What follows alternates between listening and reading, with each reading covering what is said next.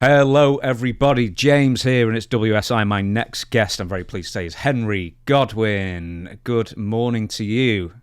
How are you doing, sir? I am exhausted. 14-hour days every single week this week. I didn't even Yeah, tell we you had this beforehand. we had a long day yesterday too, driving, and then we had a show last night. But everything is good. Who's on the show aside from you that we'd know? Uh, Tonight will be yes, with Shane Douglas, and tonight will be Shane Douglas and Heath Slater will be there. Ah, do you still wrestle, or are you there for moral support or signings, or? Just both. Yeah, Oh, so you're moral getting in the support. ring? No, not really. Managing a little. Manager. Where was your last match? Uh, 2021 for IWC in Pennsylvania. When was your last match where this is going to be? It's not a trick question, but when was your last match where you were working like the old style? Plenty of bumps and that kind of thing. Uh, well, my last match with WWE, which it was WWF at the time, was in '98. Then I went back, because I broke my neck in '98, and then I went back in '06 and '07 for a little while, but yeah, it just didn't feel right. So that was 2007 was last with the company. When you say it doesn't feel right, are you talking the company at the time? Or are you talking physically with the neck? Everything. Yeah, I had lost my son and my dad. They're 2 months apart, so just going through a lot of crap. Yeah.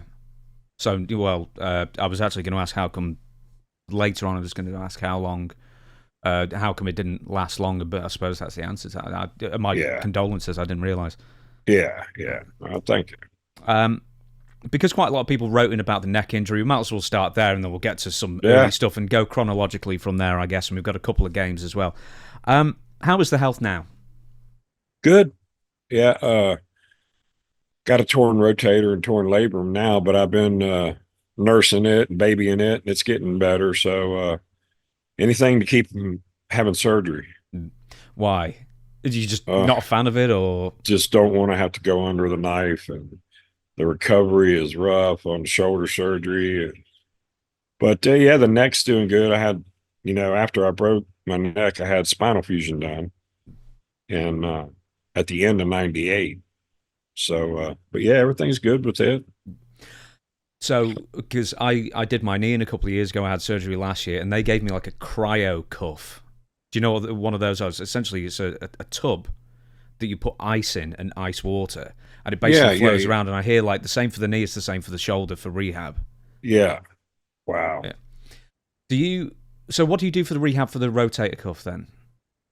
I do a lot of band work, um, light dumbbells, and just do little mate, just hitting those little secondary places Mm. and trying to strengthen it up, which it's work. I went, I had 2 sets of shots. I'd never had anything done to it. And he said, well, let's try some shots. So that helped. And then I did a month of physical therapy. And then now I'm still doing the stuff I learned in physical therapy, which Mm. has helped.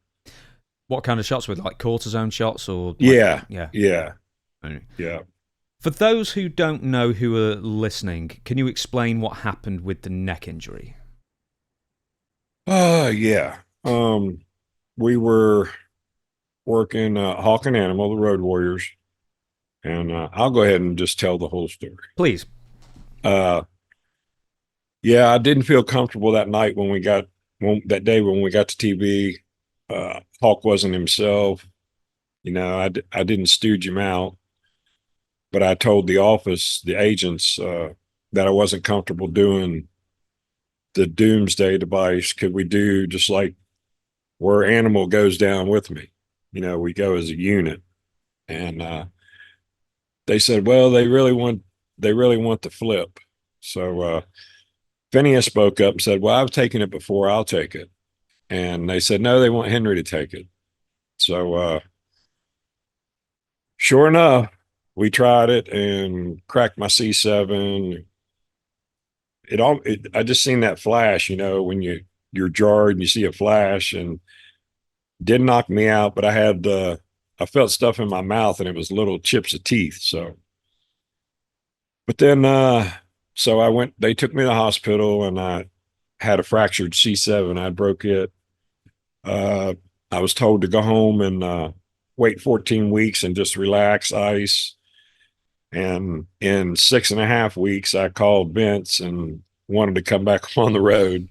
So I went back and wrestled about 7 weeks with crack C7.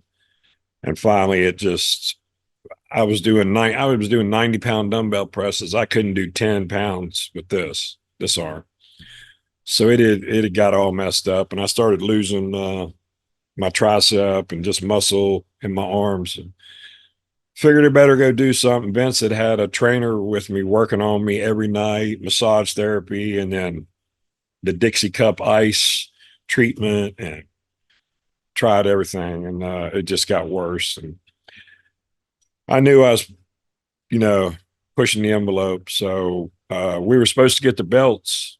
I think it was in September of '98 for a third time and we were taking them because we were doing the Southern Justice thing. That's when we had changed over to Southern Justice, and Colonel Parker was our manager for a while, and then Jeff Jarrett, and we shaved Harold Finkel's head in the middle of the ring. And yeah, that was going to be a good time, but yeah, it got cut short, went home, had spinal fusion done. And so that's that story.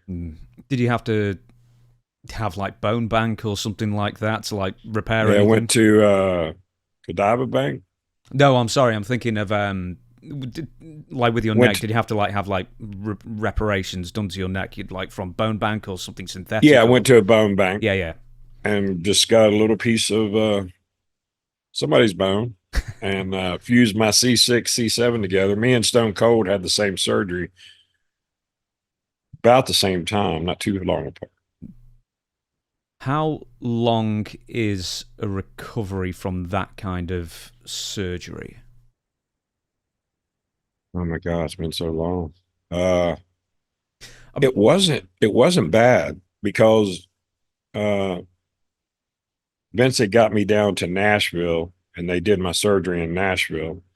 And I was so weak in this arm, and the doctor come in and the day before the surgery for my prep and everything, go over everything with me. And I was doing these where I'd push his hand, and I couldn't do it.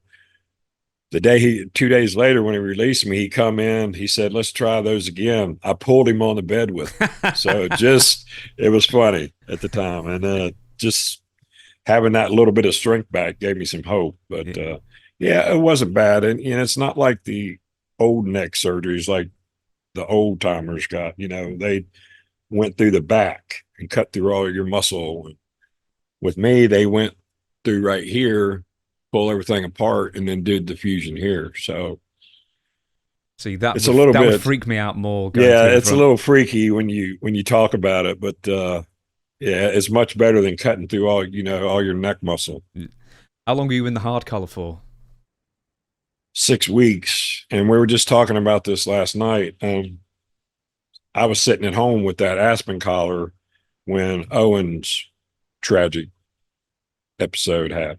So was there any nerve damage, or was it just purely because of the broken neck you couldn't move that arm, or was the nerve damage? I had a pinched nerve. It had pinched the nerve off, and I got about 90% of back on my arm, really 95 maybe on a good day.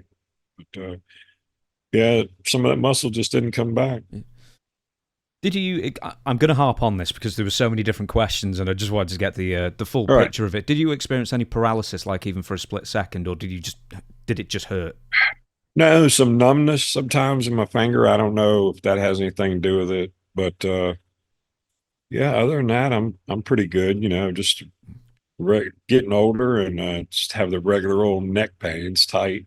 But I still try to go to the gym and do the stretching and do a little bit of machine work because I'm not pushing it with my shoulder anymore. No, absolutely not. Fans have written in, and these are like usernames rather than people's names. So occasionally, there just might be random things with numbers on. But the Horror Sanctum podcast wrote in and said, "How limited were you in the ring after you came back from the Road Warriors, accidentally breaking your neck?" Well, when I come back, I I felt good, but then after a couple weeks, I could tell that something was wrong, and then that's when they put the trainer with me.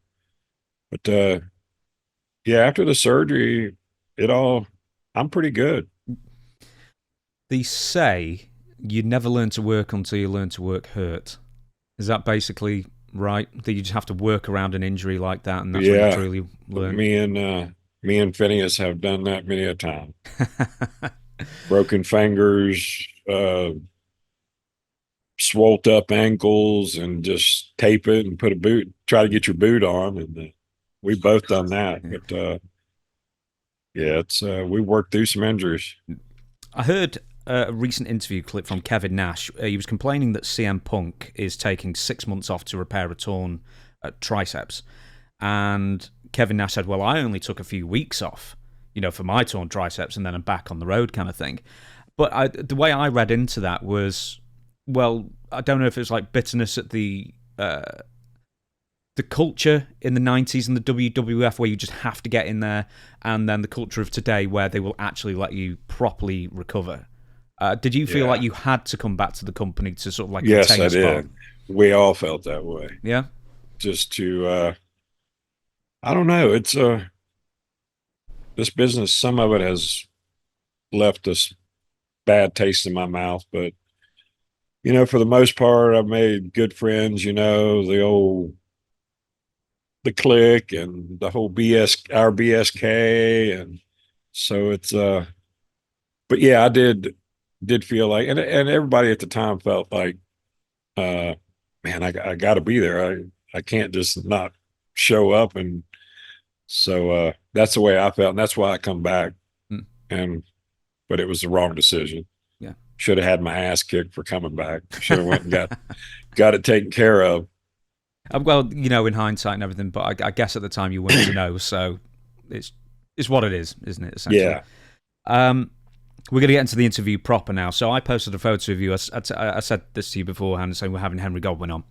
And obviously, you get all the likes and you get the comments and you get the questions from the fans. And then I don't know why it took me so long to notice. And I looked and went, he's got a tooth missing.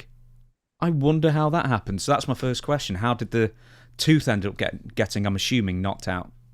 Well, Doink knocked him out in California on the slop drop. He got 8 stitches right there and knocked my teeth out, and that's why I have them now. How many did he knock out? 2. I mean, it was in California, first night of a 4-day tour in California. My top lip is way out here. It's purple. That my tooth had went through it. So I wrestled 3 more nights with my mouth like that, and then come home and went and had it taken out and had the fake ones put in. How long did it take you to get the fake ones put in? Did you just like leave a gap for ages, or? No, for a while. I had a little flipper with just 2 teeth, but yeah, just over the years, being a kid, I sleigh riding accident, and I messed my teeth up, and playing basketball, which I never played basketball. So I was after school one day and flipped over a guy's back, hit my mouth, tooth popped out. Same one that Doink knocked out. So, yeah, my mouth's had a rough time. So you're just a menace then to yourself, basically. Yeah, yeah. Which Doink was this? Who was playing Doink? The last one, Apollo. Ray Apollo? Yeah. Is that right? Ray Apollo definitely played Doink, so yeah, it might well be him. Was it Ray Apollo at WrestleCon as the Doink? Because I saw a Doink running around. Yeah. He was sitting across from me. Yeah. Oh, was he? Yeah. We always talk about our match when we sort of messed each other up. Or do you just pull your teeth out and this is you? This is you, buddy. Thanks a hell of a lot. Right, so you said it was on the slop drop, right? But you're giving him the move, so how did he knock your teeth out on a move you were giving him? He turned into me instead of taking it, which when he turned, pulled me into him. And when we hit, our heads bounced. And yeah, I knew I was messed up. Felt that tooth dangling. I know, I apologize to whoever wrote this in. I know someone wrote in to ask if you were the inventor of the reverse DDT. Actually, Tex had got that from somewhere. Phineas. I always call him Tex, just from the Tex and Shanghai days. But yeah, he'd come up with that, got it from somebody. So I think Michael P.S. Hayes come up with the name Slop Drop, made that. So yeah, that was our finishing thing. I don't know if some people were thinking that Sting had stolen it from you. Do you think that was the case, or? Well, yeah, it doesn't matter. We were doing it before him. Yeah, we'll say yes then. He stole it from us. Thief. Let's get back into the early days. And I hadn't realised that you'd wrestled for USWA. So I have a weekly pot, and I always plug this. I never wrestled for USWA. You wrestled for Lawler, didn't you? I had a look at your matches. Phineas did. Damn it. Right, okay, so I've got some bad info because it says you as well. Yeah, no, never worked for Lawler. And with WWF, we wrestled there one time in Memphis. So it was pretty cool. I was going to say, whoever wrote the script was fired, but I wrote it, so there you go. Right? Well, you better stick around. Well, I'll fire myself afterwards. You know, there you go. I'll give myself a firm reprimand, if nothing else. Yeah. So what was the first promotion of note, or did you just go straight to WCW after some indies? Yeah, I started with George South, an Italian stallion. They trained me. I did that for a couple of years, independence with them. They started taking me to TV in Atlanta. Started doing just being an extra down there, and finally I worked Eric Watts. You know, Eric graduated from Louisville, come down. His dad, Cowboy Bill Watts, give us our first job, him and Dusty. So they were running it, and Eric come in, and I think it was like his first match on TV was with me as Mean Mark Canterbury. That's who I was then. And so after we had a hell of a little match at Center Stage right there in Atlanta, where we used to do the TVs all the time. And I know Jody Hamilton and one of the other agents had come up and said, "Hey, we're going to see if you can go out and work with Eric sometime." I said, "Oh, hell yeah. When?" They said, "Well, can you go tonight?" So all I had was what I wore down to TV, because we always drove back, at that night. And Arn Anderson had given me some clothes, and George and Stal had given me some clothes, because I had nothing, just my gear and what I had on. And they wanted me to go for like 5 days. So I said, hell yeah, I'm not going to turn that down.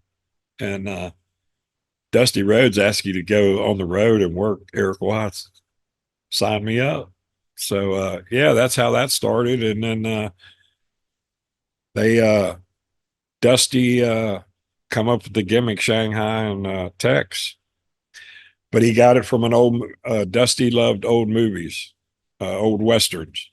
So those are two characters from the old gunfight at the OK Corral, Tex Slazenger and Shanghai Pierce. So that's how Dusty come up with our gimmick. And he used to tease Tex all the time, because he said I had a baby face and Tex was ugly enough, so he didn't need a mask. So that's why I had a mask. Did you not have the beard at the time? I had a little beard, but yeah, I had the open mask, the chin, and but I liked wearing it. I just felt like I was a different person and I could do anything. Do you know? We'll get to it now. I was going to ask about the mask in a bit. But do you have to learn to work differently while wearing a mask because you can't rely on your facials as much? So how do you sort of convey to the audience differently? That's why having the open chin, people can see you if you're mad and you're screaming, or if you're doing a shit-eating grin or something. People can see that. And then just with the eyes, it's hard, but I did like, because you can breathe better too. Also, it's some of them masks, man. You really got to learn how to work in them. Do you know, just because you mentioned Eric Watts, he was someone else I was going to bring up because that was one of the first opponents I saw you had. And had you realised just how little training he'd had at the time? Had he told you? Yeah, he hadn't had much training. I mean, he was pretty green at the time. But I mean, somehow I'd only been working like maybe 2 years when we had the match, and I pretty much called it, and we got through it, and I guess it was pretty good because that's how I got my job at WCW. Hey, well, yeah, if you got him through it, that I think because I've interviewed him, and I think he said, well, I had about, I don't know, 3 weeks training, and then straight on the road he goes. Wasn't long. It wasn't long, yeah. And that's another story, but I think that was a mistake too. So did Bill hire you then? Was Bill in charge at the time? Bill was in charge, and Dusty was, right there, his right-hand man. And, people say Bill was rough and mean, and he was he was a tough guy, but he was always good to me, always good to us. And every time I see Eric, I said, tell your dad hello for us. Yeah, he's I think he's like 80 or something now, isn't he? I think he had a birthday not too long ago, but yeah, he's still doing well. I've got to just ask with Eric one more thing is, have you ever known a wrestler with more heat in the locker room than Eric?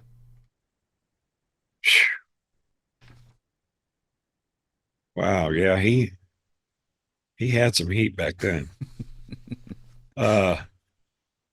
It was just, and it's not his fault, in the same way when Rock started, doing the Rocky Maivia, they pushed him, and people shit on it. They hated him at the time. So revamping, but I don't know about Eric. It just, I don't know. It wasn't his fault, but I think he got pushed into it too quick,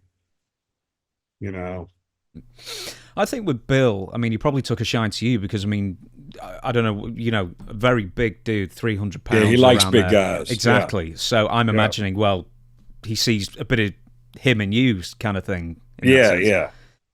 Now, we're going to be bouncing back and forth with the themes of questions, keep you on your toes, that kind of thing. And Baldwin's written in and says, Mark had a rep for being one of the strongest guys in the locker room, so I'd love to hear his numbers for bench, deadlift, squats, and shoulder press.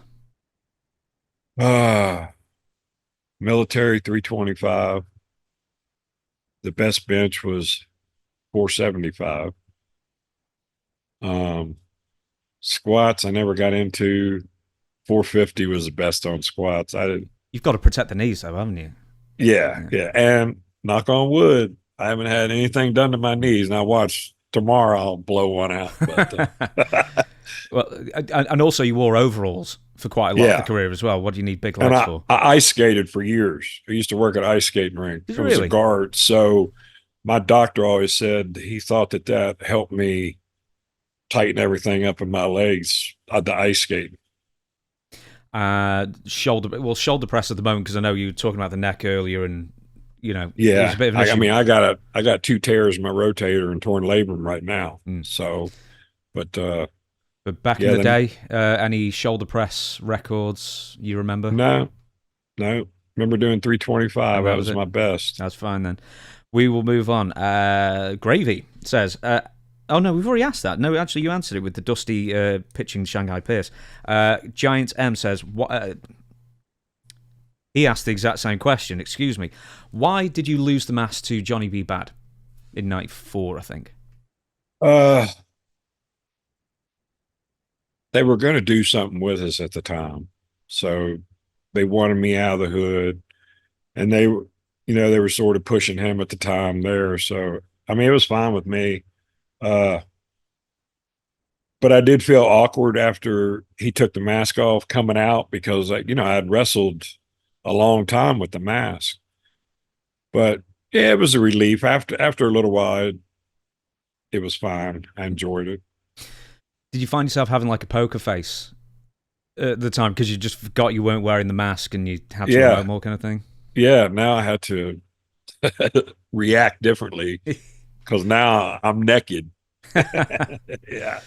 Which, well, it's actually why I asked why, like, did you have a beard, like, with the baby face kind of thing? Because when you had the mask taken off, you had a great big beard, and you look like Henry Godwinn, essentially, so, Yeah, yeah, yeah. yeah. So, we're going to end on this with a WCW bit. Why did you and Tex leave WCW? Me and Shane talked about this yesterday. Flair in '94, Flair had come back out of retirement, and some of the older guys were coming back they were going in a different direction. They actually let me and Tex and Hunter go right at the same time. Uh, Tex, he went back to Florida, and then I think he went and started working in Memphis again. And but he had to get some stuff straightened out. I was up there a year, before him, and I was always pushing to get him up there. But he got squared away, and they gave him a dark match and uh, brought him in, and we picked up right where we left off. We've been partners for since '92, and we've never had a crossword. And they call us the 1% tag team, so we actually do get along and care about each other. Because I've heard some horror stories about tag teams.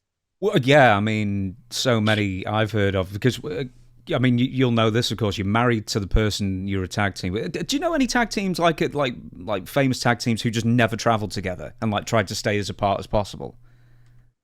Oh, I don't. Well, I mean, I know Hawk and Animal had their differences. I don't know about the Nasty Boys. How much they? I guess they sort of traveled together. Uh, yeah, I can't really think right now. But some of the guys, I mean, like me and Phineas, when we do our signings and go do stuff, we always get one room because we like, you know, coming up with talking stuff and talking old stories, and we just enjoy being around each other. So we always, when the promoter says, we got you all a room, I'll just say, just get one room. You save some money, or pay us the money. You're going to get two rooms. Yeah, save money, that one. Yeah, yeah. Definitely. Right then, WWF early stuff here. The Irish Sun says, what was your initial reaction when Vince or whoever pitched the Hog Farmer character? Did you try to offer any alternative or resist at all, or did you just go with it? Oh, well, after we got our walking papers from WCW, about 3 or 4 weeks later, I had Harley Race and Kevin Nash had uh, spoke for me, called up north and spoke, good words for me. So in about 3 or 4 weeks, they got a hold of me, and Vince had wanted me to fly up to Stanford, and I flew up and met with him and JJ Dillon, and we talked 3 hours in Vince's office, and he was, asking me what I'd done and where I lived, and I told him, in the country, and I was working at I worked at the hospital as on the psych floor for a few years, and then I said, "Yeah, we got a farm. We raise cows, and got a bunch of chickens and hogs." So he said, "Hmm." He said, "What do you do with the hogs? I mean, what kind of stuff?" So I thought, "Well, we raise pigs, we castrate them, we slop them." And when I said slop them, it was like, bing, the light bulb went off. So by the time I left, I'd done had my name. within a week, they had a rough sketch of what they wanted me to wear: the overalls, the hat, and the slop bucket. And uh, my name was Henry Orpheus Godwinn, which is Vince had given me the name of one of his, I can't remember, like an uncle or granddad or dad. His name was Orpheus. So he gave me that name because he wanted HOG. And then when Phineas come, he got the PIG. Mm. So that's how that came about. Did you get the sketch from Creative Services? You know, the I whole... do, and I have been looking for it, and the original, and it was on a big piece of paper, and it had me in it. I think it had the yellow shirt or maybe a red shirt, but I started out with the white shirt, and then my trademark was like the yellow shirt. Mm. And then, of course, they put us in the Confederate shirts, which if you did that now, we'd all be killed. Cancelled. Yeah, cancelled. Yeah. Yeah. No, I remember that. That was like post neck break, and you with the Rougeos at that time. I seem to remember. Yeah. Yeah. Yeah. Do you know? I don't think I've ever asked this anyone before. So obviously Vince gives you the pitch. You say, you've done farming and the slop, and sort of goes from there. Get in the occupational mold of the 90s. I mean, you talked to Shane yesterday. He was the teacher, and that kind of thing. Yeah. If it was entirely up to you, what character would you have portrayed, or what name would you have given yourself, or would you have just been yourself? I mean, I liked the Henry O. Godwinn pitch, the whole thing. I mean, and I felt comfortable with it because, hell, that's what I've been doing. My grandparents, both sets, had farms, so I was always around that as a child. So it was like secondhand to me. So it was easy to step into that character, just trying to transition and portray that hog farmer took a little work. But, Shane McMahon had flew down and did all my videos, my vignettes at a little farm in Tennessee. I mean, we went and this guy had like 20 hogs running around. So we pulled in and I said, hey, can we shoot a video here for WWF? Explain the situation. He was just an old country farmer, and I think they paid him $300 to do it all day at his place. So he was tickled to death. He sat back on the porch smoking a pipe, just watching all the action. So it was pretty cool. So Gene has written in and says, what would he have used for his ring name if he didn't have to go with Vince's Henry O. Godwinn name? So were there any alternative names to get the HOG? Do you remember? No, there was the only, JR always called me Hank, but that's the only variation off of that. That was pretty much what Vince come up with that day. He wanted, he was going to go with the Goodwin, and then he went with the Godwinn. So, I mean, it worked out. It's funny too. I always tell this, like in 1997, we used to get like fan mail, and the office would give us some of it. So we were invited out west to the Godwinn family reunion. We were like really wanting to go and just hang out. But we used to get some crazy things. It was good time. Well, hang on. What other kind of crazy things did you get? Oh. Move on. Okay. Okay, so hometown. Who came up with the hometown then? I'm sorry, I really want to know the other answer, but we've got a thing worked out. So, but, who came up with the hometown then? The hometown? Yeah. Vince. Creative. Bitters, Arkansas. It's great. Does it actually exist though? We couldn't find it unless it's so little it's not on nothing, but I don't know. We never did find it. Sounds good though. Oh, it sounds fantastic. As I always plug it, I have a weekly show with Dutch Mantel, and Oil Trough, Texas was always one of the best ones. Yeah, it doesn't exist. Oil Trough, Texas. Yeah. It doesn't exist. I think there is one in like Alabama or something like that, but there's no oil trough in Texas. I'll be damned. One more thing, because this All has right. bugged me for years, even as a boy. Who did the hoo-wee, deet, deet, deet on the song, on the entrance music?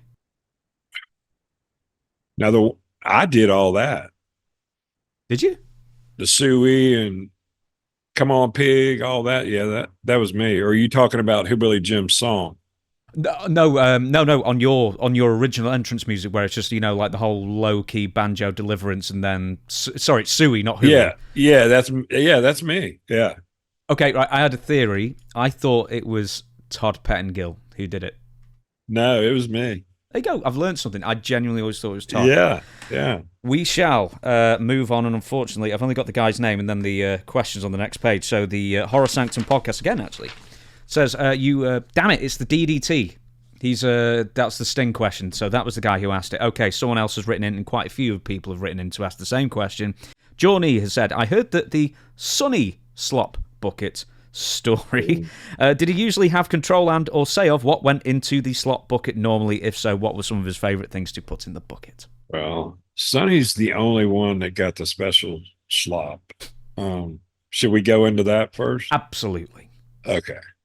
Well, we'd got to TV that day, and I think Pat Patterson and maybe Bruce Pritchard had come up and said, "Hey, you guys are going to slop Sonny tonight." And then I went and talked to Vince about it, and he said, "Yeah, you guys are going to slop Sonny, and we're going to do this." And so I went and did. We went and ate, went to catering, and I made my slop, and I usually filled it about half the way up. Usually like lettuce and milk and bread, something with some substance that's going to be, stick to somebody's face or something. And so I'd made it, took it in the locker room, and all the boys were there. And I said, "Now this is the slop Sonny's getting. Nobody mess with it." And I set it down. So about an hour or two later, come back, getting ready to change, get ready. My damn slop bucket's filled up about, I don't know, a couple inches from the top. So I had heard that, well, even Cornette did one of the shows on, I guess, the Vice channel over here. He said there was 23 different DNAs in that bucket when it went over Sonny's head. So all the boys that were dipping were spitting their dip in there, and Razor and 123 Kid, X-Pac, they took the bucket, I had heard, into the stall and took care of that. So that's what Sonny got dumped on her that night. We talking we had number one or we number had two? Death threats and everything. Are we talking number one or number two? For number one. Okay. Number two is another story. That's a Germany story. Yeah, that is another story. It happened to be on a tour bus, didn't it? I might have heard that once or twice, and it might have involved Sean Waltman again. And Razor. Oh, really? Yeah. Okay, right. Well, I think Sean did it, but they were together. Well, they just co-conspiracies. The co-conspirators. Okay, yeah. So Sean has said publicly that he wasn't going to admit who did the stink pickle. So you saying that it may have been Scott Hall's? If Kid didn't admit to it, then it had to have been Razor. It's one of them two. Oh dear. Who? But I think it scarred her for life, though. It scarred me for life. I wasn't even there. Just hearing the story will make you cringe. When you open your sealed spaghetti and there's a pickle in the bottom, a brown pickle.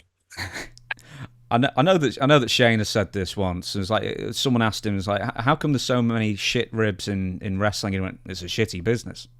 Yeah, exactly. It can be shitty. I have to ask this, right? So, did anyone cop to actually contributing to the bucket? Has anyone actually admitted it? No, just a good source. I'm just running on a good source. That's fine. Whose idea was it to leave the bucket there? Was it yours, or were you directed by someone else to leave Uh, it? Pretty much ours.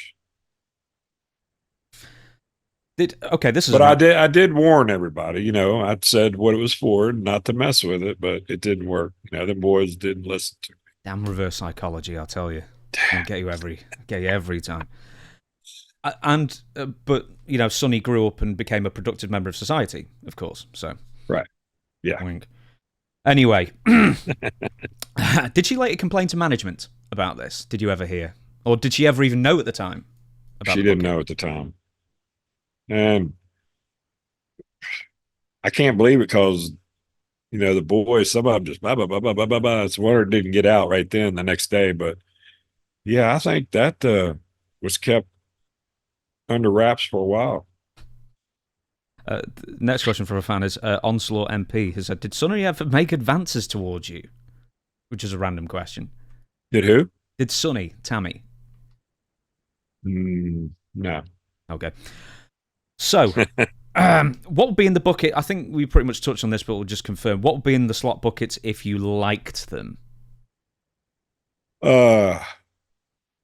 Basically just like some milk, lettuce.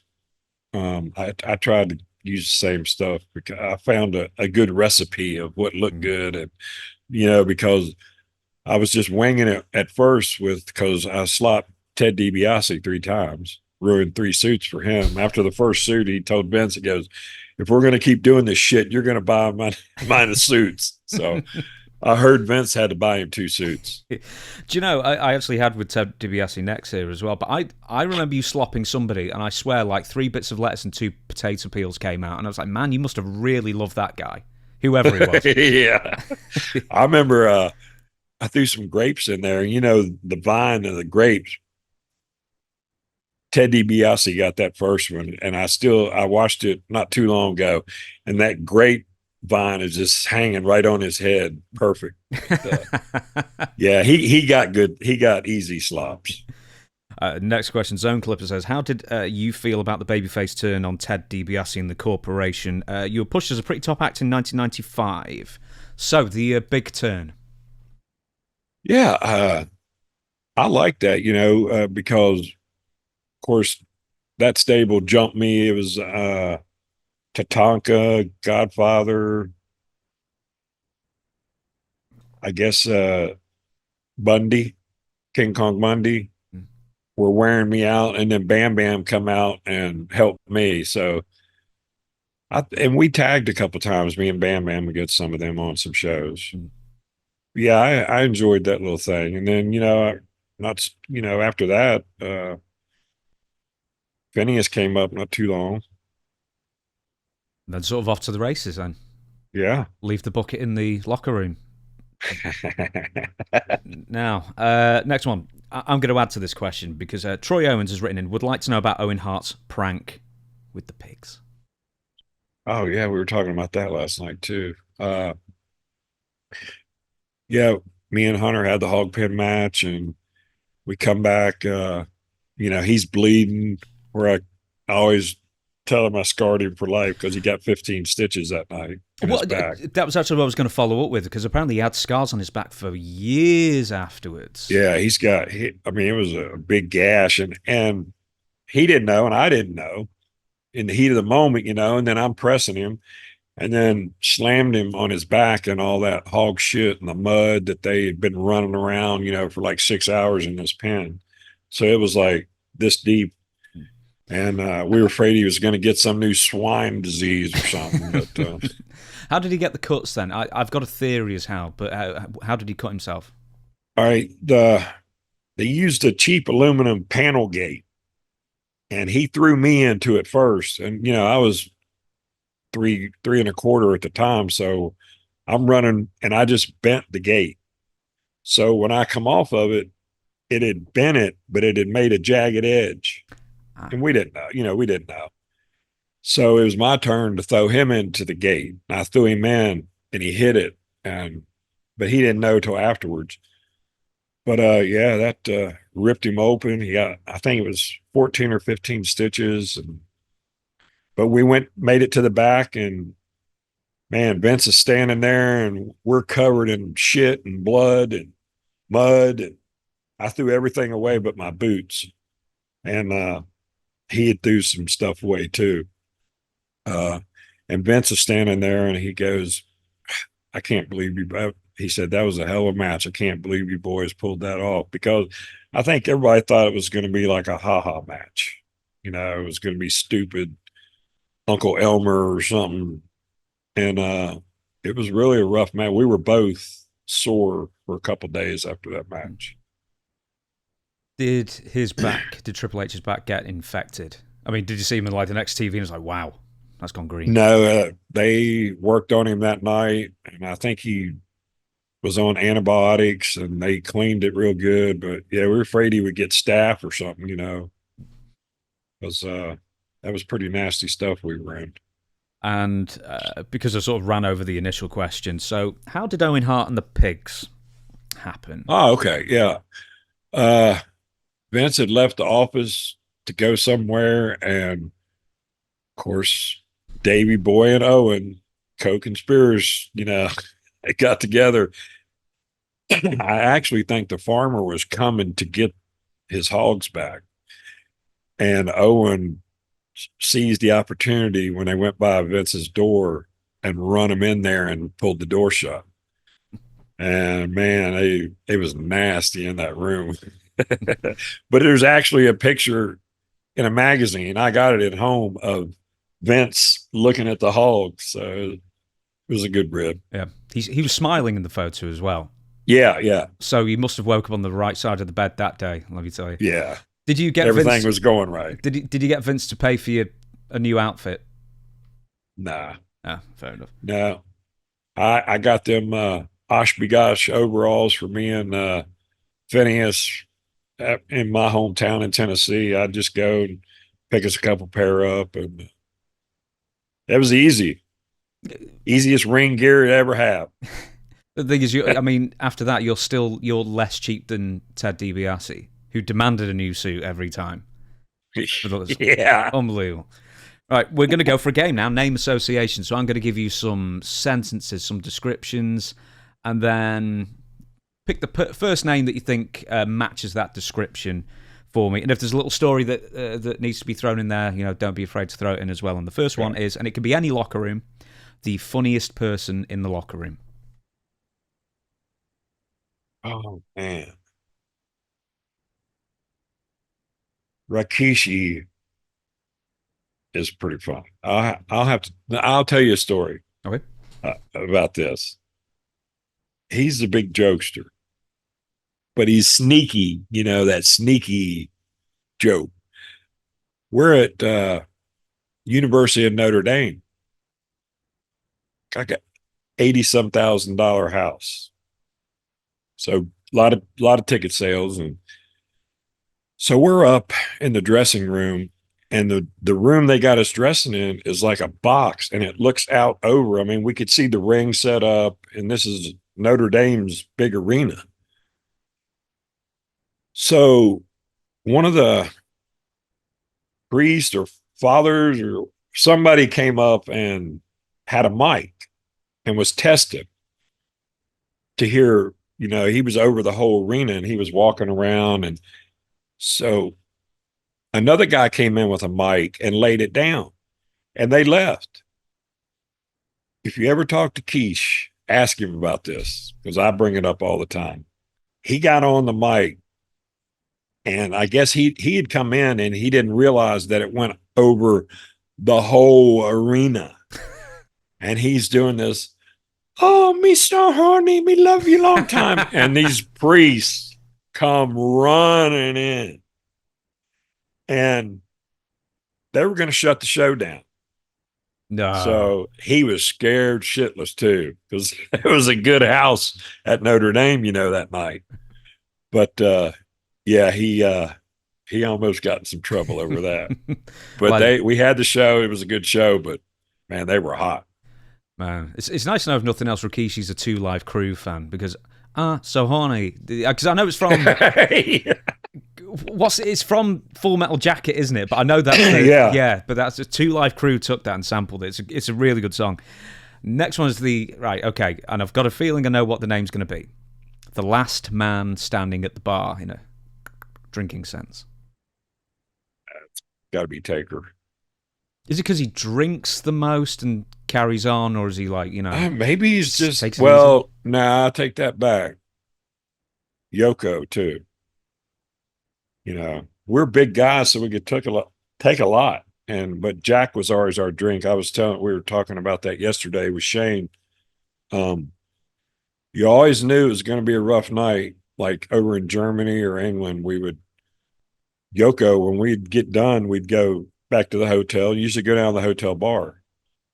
And so Yoko, when we'd do them, he would go up to the bar and just buy the fifth of Jack, which I can still remember.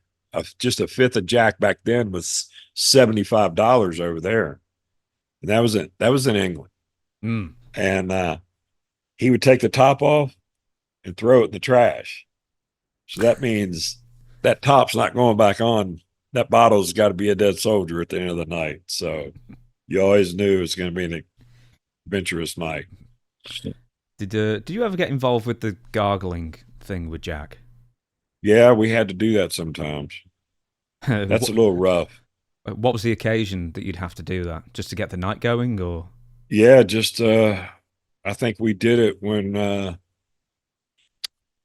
we were all together the first time in 20 years when we did the thing with Taker a few years ago. We all got together and wow, we made up for 20 years. Of course, we'd all seen each other over the years, but not everybody as a whole. But we made up for 20 years that night. Undertaker and Godfather had to put me and Phineas to bed, and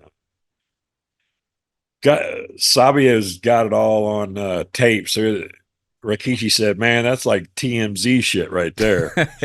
It was we're stumbling and falling around, and it was adventurous night.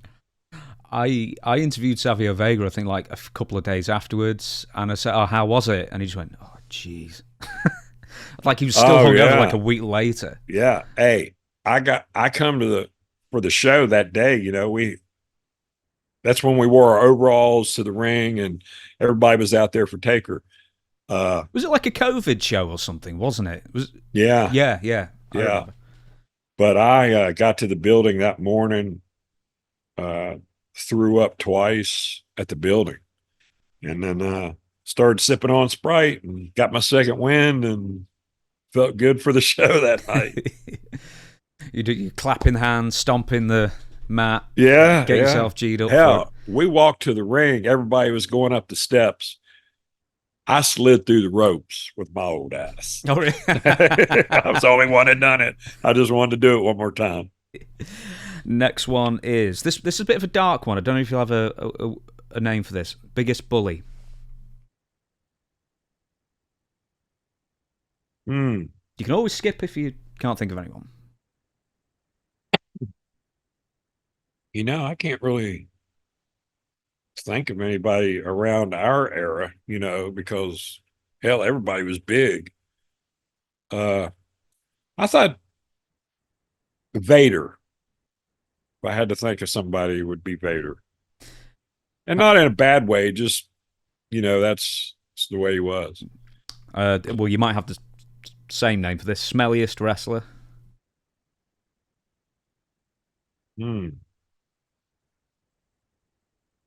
Wow. I mean, I've heard it when like you're on a European tour and you're working 3 weeks and no one's watched it. Like everyone qualifies for that.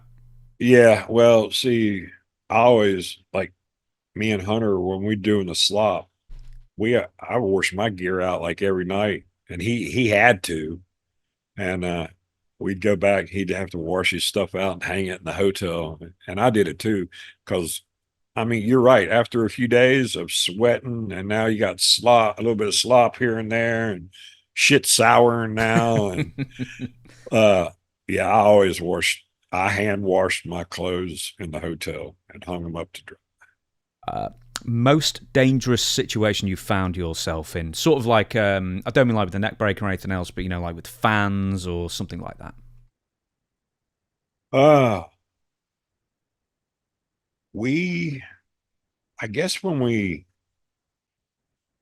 lost the belts back to the Road Warriors, there was almost a riot that night. And that's the night I broke Uncle Elmer or Uncle Cletus's nose, which was Dirty White Boy. Uh, Tony Anthony. TL Hopper, Yeah, yeah. yeah. So that was a little hairy. What did you do to wind the fans up that much? I mean, you lost. Oh my God. Well, I can't really say what we told some of the guys that were giving us shit. I see. But yeah, it was the police were involved. We had towels over our heads, sneaking out the back door. There was probably 100 people outside ready to kill us. But we got out of there, and uh, Uncle Elmer was laying in the back seat, or Uncle Cletus was laying in the back seat with a towel, and it was red. I broke his nose, and he still gets on me about that. I just talked to him about a month ago. Never. Yeah, you broke my damn nose. Next one is the stiffest, who would just lay them in. Uh, Vader was, of course, I was taught that way to lay it in. So uh, we always had good matches with Vader. We talked about that yesterday. That you know, Tex would always say, "Yeah, he gives you a lot, or you take a lot." But yeah, I just we're big guys, and I've power slammed him before and caught him in midair, and I guess he trusted me too. He felt comfortable. He knew I could handle him and handle what he. I didn't mind taking what he was giving because I give it right back. But I always liked working Leon. Next one is the most memorable thing you saw happen on an aeroplane.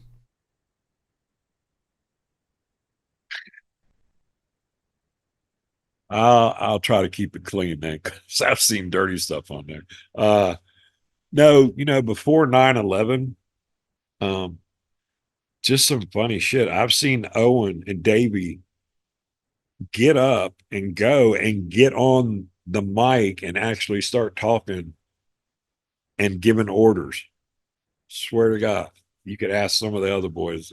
I'm sure they remember. I know Phineas remembers, but uh, can you imagine doing that now? Oh God, yeah, amazing. Were you on the Yeah. flight where a steak knife ended up in the wall? I don't know. Everything runs together now. Because there's a few stories I know of like that. People always say, "Oh, well, the plane ride from hell in like the 2000s," and then it's like, well, I've heard stories that are worse on flights in the 90s. I know Oh, that there was various eyebrows shaved and that kind of thing, and yeah, there's been a lot of that. I'll tell you one. We were going to, I think it was on that India tour or South Africa. It was one of them, but it was that big, humongous plane where it's got the spiral staircase that goes up with you got like, I don't know, 30 or 40 seats up there. Well, we're all up there mixed in with about 5 or 6 people that are just regular people up there with all of us. So, but I know Razor and Kid Sabio had fell asleep and they had painted his face with a Sharpie. And when he woke up, he was hot and they were asleep. And somebody had told him what had happened, who done it. And he actually, you could carry little pocket knives and stuff back then, people did, or I know what he used, a cigar cutter, and cut their hair. And when they woke up and they leaned up, there was like strands of hair on the seat. And nothing happened, but it was a little hairy, being up in the air and all that going on. But yeah, I've seen some pretty funny bad ribs and funny ribs. Davey and Owen they were the funny guys.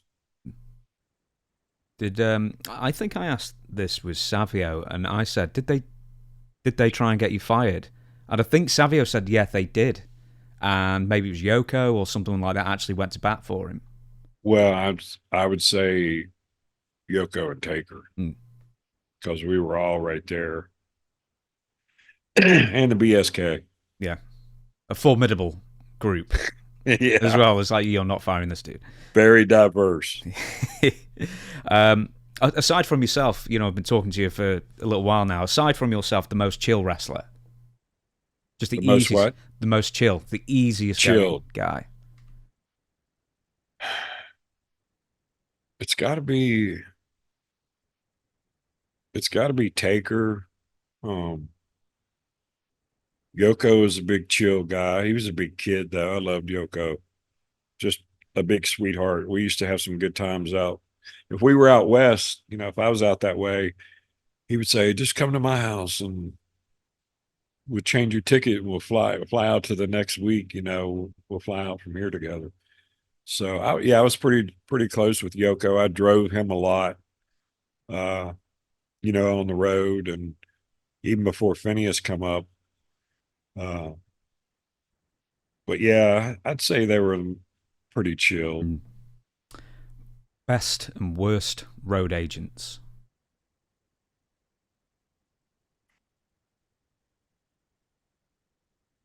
Blackjack was good. Uh, uh, What do you look so, for in a good road agent? Just someone who just takes it easy, doesn't levy the fines, that kind of thing, or something else? yeah, somebody who's been, who knows the boys and knows what to expect and how to treat them, but yet still have control of the situation, because you got to have somebody that is fair but firm. You can't do silly shit. But yeah, Hebner's Hebner was Dave was always probably one of the best agent. Who? Gurria was okay, and then what's his Rene? Goulet Rene, yeah, Rene Goulet, yeah. Rene Goulet, yeah. I got along with all the agents. So George Animal Steel. When I started up there, it was the person they put with me to help me with a few of my first matches up there was Chief J Strongbow. Mm. Do you know, with Chief J, I hear the gamut from my favourite to my least favourite with Chief. And where does he fall for you then? uh, in the middle somewhere. He wasn't, he didn't help me a lot, but he was always good to me and tried to support me and give me advice. But uh, and Blackjack was always funny. Lanza. Did you ever get fined? And if so, for what? No, never did. No? No, There you go then. never got fined. The crappiest building you've ever worked for a major promotion?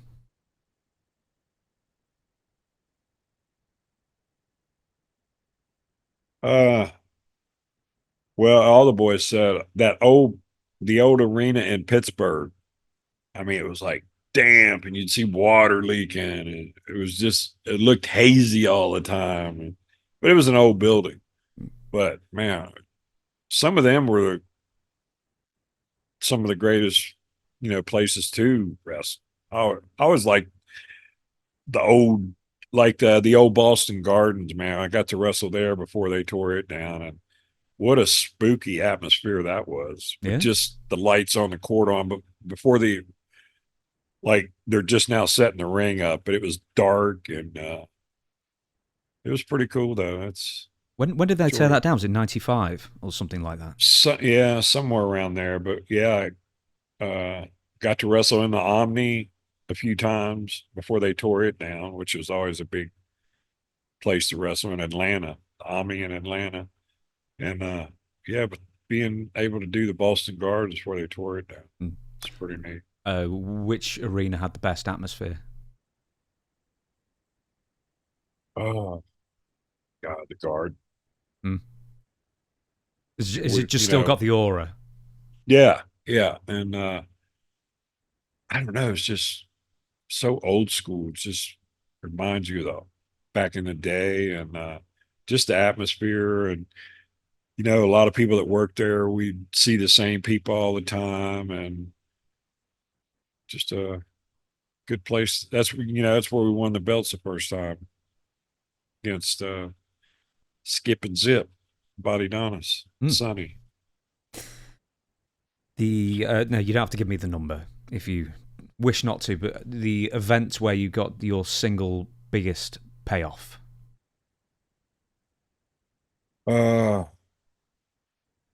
would be the hog pen match. Really? So not Yeah, like WrestleMania or anything, the Hogpen match.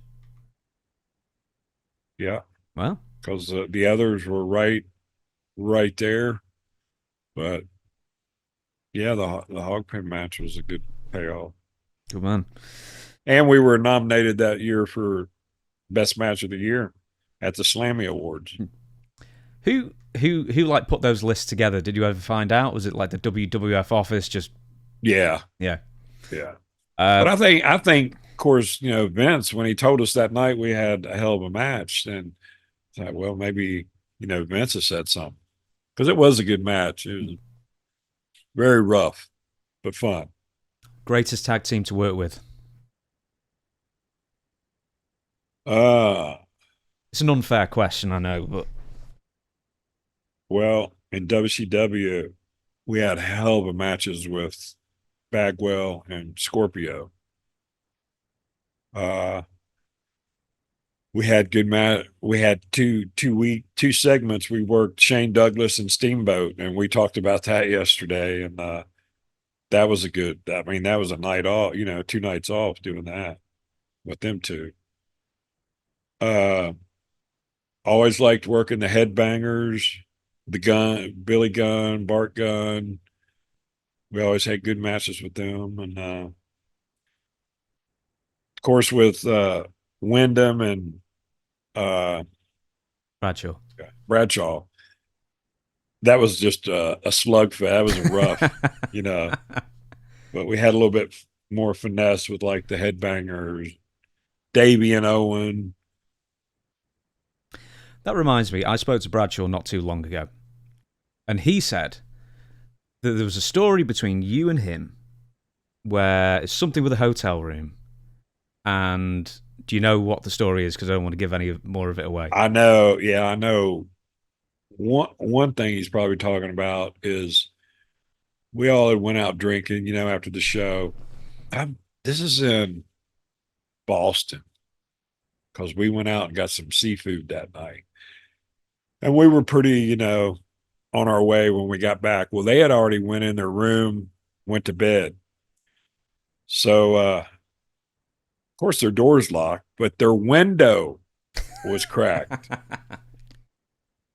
Me and Phineas slide the window up, bust in, and they're in bed, and we just start wailing on them. Just beat the shit, tear their room up, and we leave. That was one night he's talking about.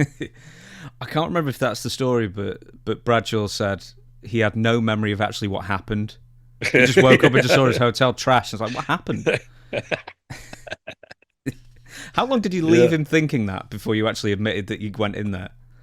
Well, it finally came out that next morning after everybody sort of sobered up a little bit. I'm going to give you a few more, and then we'll do a little pause for a little break. Anyway, okay. Strongest wrestler you ever faced? God.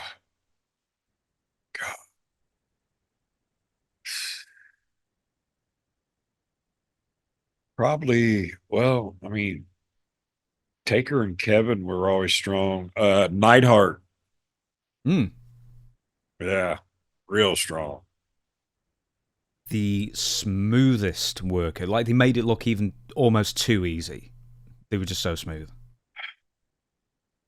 I did just watch this, and I think I shared it with Brett, but I had 2 different weeks that I had a couple segments with Brett.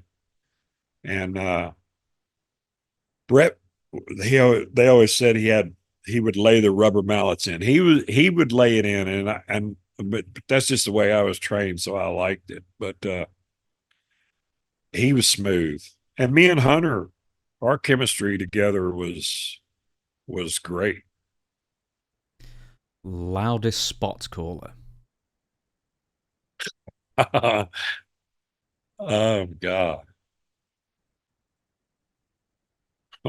I don't. You've got a name. I know. I Maybe can tell. maybe Bagwell. Yeah. Oh my God, that's a good question. I was going to say, there's like some sparsely populated cards in like 92, 93. So, I mean, surely everyone in the arena would have heard it if he was I yelling. think I think Van Hammer was getting people riding him about doing that. Oh, really? Remember Van Hammer in WCW? Worst driver. Phineas. Why? Just terrible. Turn I around was and talk always, to you. yeah, or just not pay attention. Uh, yeah, he almost killed me and Jake and himself one day. Luckily, we got his attention, and I think Jake had pulled the wheel and Texas slamming on the brakes, but that could have been a bad day. But yeah, I'd say Phineas. Two more. I was always the wheel man. You see, that's the way to be. I mean, you can trust yourself more than anyone else. I trust Surely. myself. Yeah. Yeah. Most legit tough badass. Barbarian, Haku. I, I still got to put Taker in there and Kevin. Back then, I'm just trying to think of people with long reaches and were big, pretty strong. Kevin is in Kevin Nash. Yeah. Yeah. And I mean, I might as well have called that just a Haku memorial question because everyone says Haku. Yeah. But the last one is the most memorable backstage fight, if you ever witnessed one. Uh, I don't think I ever witnessed one.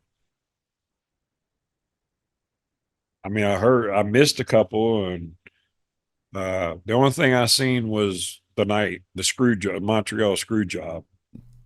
I seen Brett's frustration that night, but that's really about the only. I think I've seen anybody fight. I almost when Viscera jumped on my back in a battle royal and messed my back up. They got me to the locker room, and Taker come in and asked what happened, and they told him, and he started taping his hands up, waiting on Viscera to come back, and they had to separate him. He was gonna, I mean, taking up for me, he was gonna, and of course they let Viscera go a week later. Oh, so that was the and reason. then he come back as Viscera, but yeah, that's probably the closest I've seen to a fight. Did Mabel, I think it was Mabel at the time, did Mabel have just a rep for hurting guys? Because I've heard a couple of different stories with him. Yeah. Just careless, he was a big guy. When you're 500 pounds, I don't know, you got to trust each other. You got to feel comfortable, and I just never felt comfortable with him. But yeah, with 500 pounds, it's yeah, he doesn't quite realize his strength, I guess. Right. Okay, so that's the first game done with. We might get to a second one, who knows? But quite a few people, I'm sure you'll have worked out what I know about some BSK stories. So, Jimmy the Catholic has written in and says, how did you become friends with The Undertaker? Well, we did that table for three that's on Peacock and WWE Network. It was me and Godfather and Rikishi and Taker. Sabio didn't make it. He was caught up in another signing, and Phineas got in on the last 20 minutes. Yeah, I saw that. We sat there for like 2 hours. So when we first got there, and they told me, hey, they want you to do this thing with Taker at the table for three, and I'd never seen them or even knew what they were talking about, but we got there, and there was a round table with a white tablecloth, and everything was dark around it. It was like a wrestling ring. There was Mm. one light down.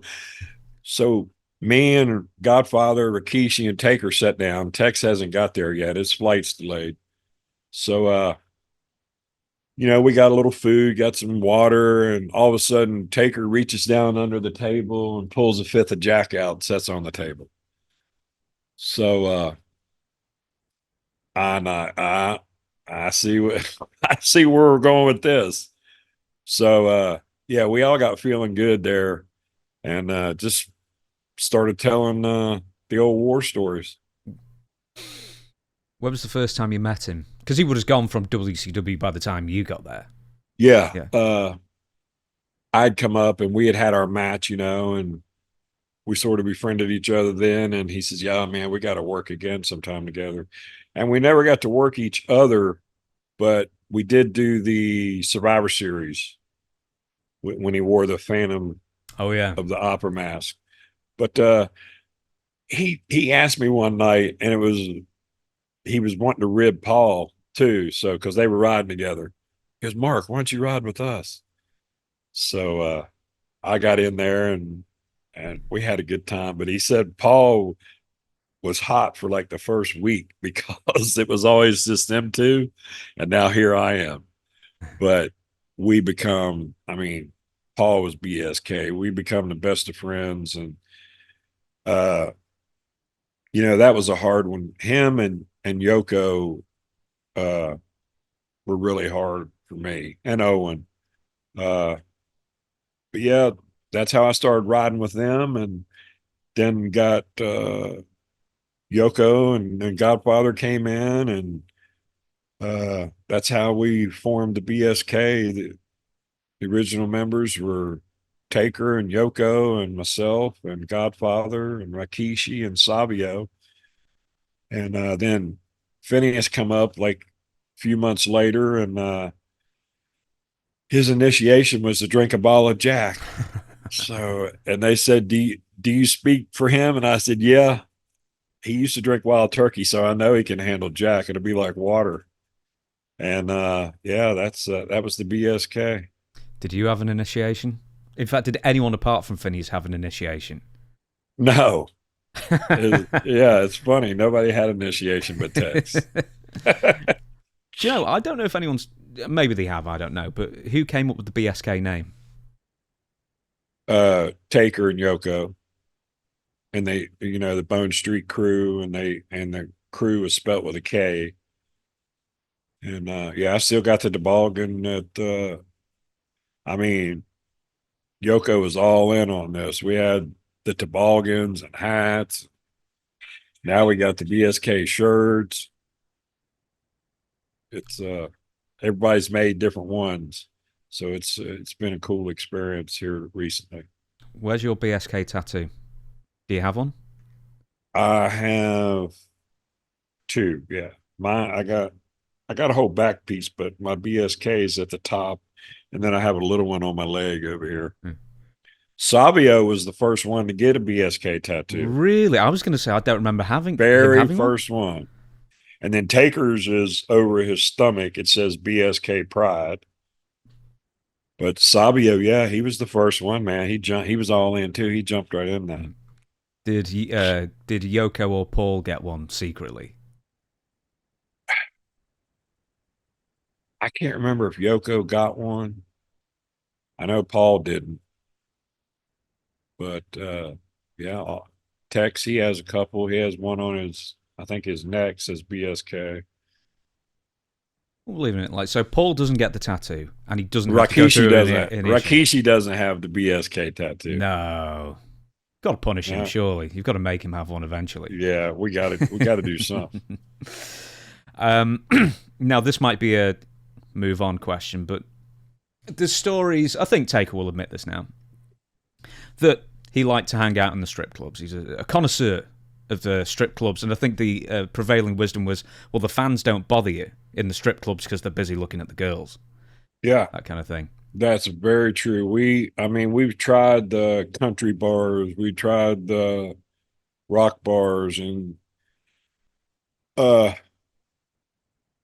the one time in WCW before Taker, I'll just touch on this. We used to go out with Rude, and we had to watch him because it seemed like everybody wanted, drinking that courage. That's the first person they would try to mess with, and that's one damn person you don't want. Rude was tough. He might not have looked it, but No, no, he looked it.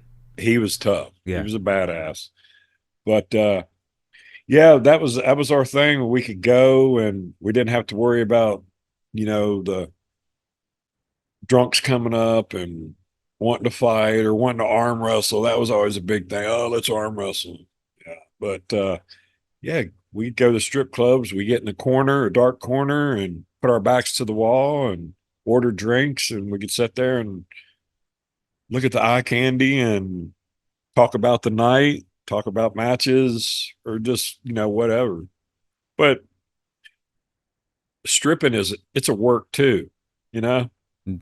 So I guess that's why we sort of got along with them better, because they're working us and we're working them. So, oh yeah, my rent's due, so I'm really trying to. That was the number one Oh, thing. was it? Yeah. How often did you fall for it, or did you just never fall for it? Just Never. too wise. Oh, here, have a drink. I'll buy you a drink. I've got to ask you this: best strip clubs, or maybe even the best state for strip clubs. Where would you recommend, or at least back in the 90s? Oh my God, our place, probably Montreal. After the show, we went to a couple. Well, the Gold Club we went to, and the other one I can't remember, but it was across from the hotel, and they had the best damn steaks. I mean, you go in there, and I mean, all the boys went. Even the boys that didn't drink would go there just for the steaks. Like Owen, man, a Cactus would get there, and people you wouldn't really see in a strip club, and Davy, but they just went there to eat because they always took care of us. And where else can you go get a nice steak when you get back from the arena and it's 11 o'clock? It's hard to go find a place to get a steak, but they always kept the kitchen open and made sure we had steaks. And it doesn't hurt. Doesn't Canada have all nude as well? Yeah. I mean, that can't hurt. No, that was icing on the cake. Who comped you? Which places comped you? Or did no strip clubs comp you? Oh my God, the Gold Club in Montreal, they treated us like kings. I mean, we knew the owners, and matter of fact, I posted some pictures last year of me and Paul Bear and Godfather and his wife with the owners. And yeah, I'm gonna have to send you some pictures sometime. Yeah. I'll follow Yeah, you. I'll follow you on Instagram. You'll have to send them me. Yeah. I'd see them, man. Okay, you probably know what I'm going to ask now, because everyone's going to ask the same thing about if you mention the BSKs, you've got to mention the Click and that kind of thing. Is it a bit of an overblown thing, the whole Click BSK faction war, or was it just... Yeah, there was nothing to it. I mean, me and Phineas go back to... I mean, I remember meeting Kevin before I got my job in WCW, but, I always got along with all them guys. There was never any animosity between any of us. Just like that famous picture of us on the bus in Germany. I mean, look who all's in that: Stone Cold and Sean and Kid and Razor and Kevin, and Briscoe's laying in the floor, and big cigar in his mouth. Yeah, he's going. Yeah, and George the Animal Steel took the picture, and then there's Hunter and me and Kevin and Taker and Phineas, and like I said, George the Animal Steel, he took the picture. But what a great group of guys back then. That was the business, wasn't it? Yeah, that was. It was such a good time, and I was thinking this yesterday talking to Shane. We actually were there for each other. I don't know how they are now, if people get together after a match, after a show, and actually talk about stuff. But we would always give feedback, which I thought was pretty cool. to each other. And everybody seemed to like want to help each other because if the business succeeded, everybody succeeded. So that's how I looked at it. I tried to help people. I wanted people to help me, give me some criticism, tell me what to do, what's going to make it better.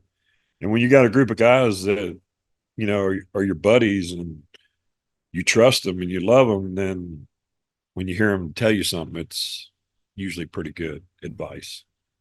Did you find yourself in like a wrestling bubble where you were just talking wrestling 24/7 all the time, and you didn't really know what was happening in the outside world, or did you always buy the newspapers, have a good handle on what was going on?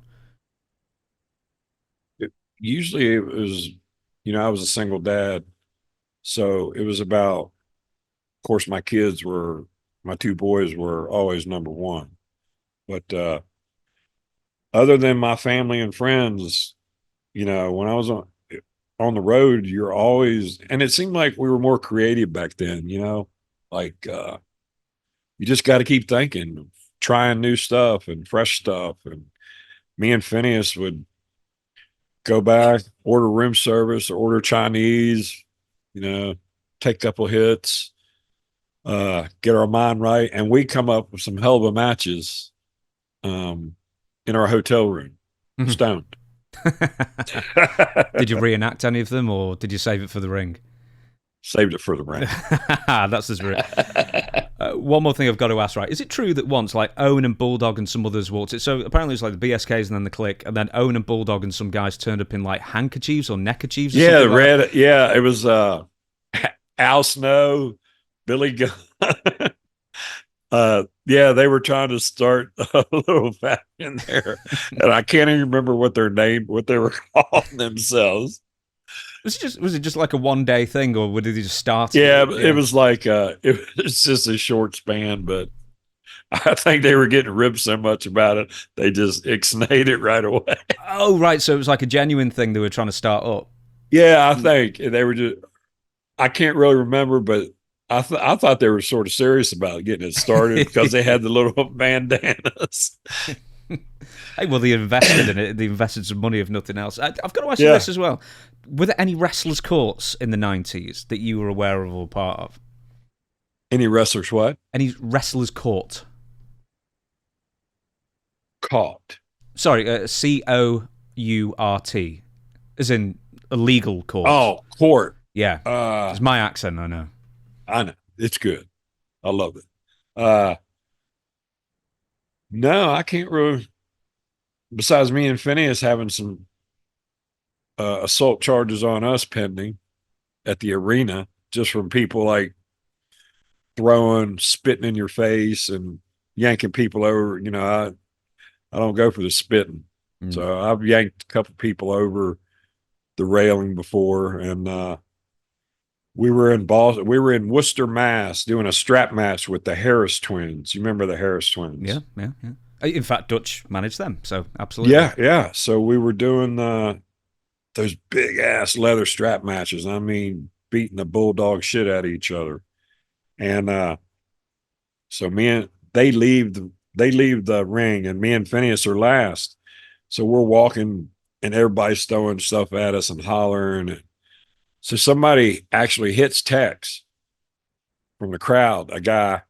So I swing my strap, hit this guy across the back, and then he wanted to press charges, and the police got involved, and but we had 2 or 3 of them going on, but it all got smoothed over. I think tickets and shirts took care of that.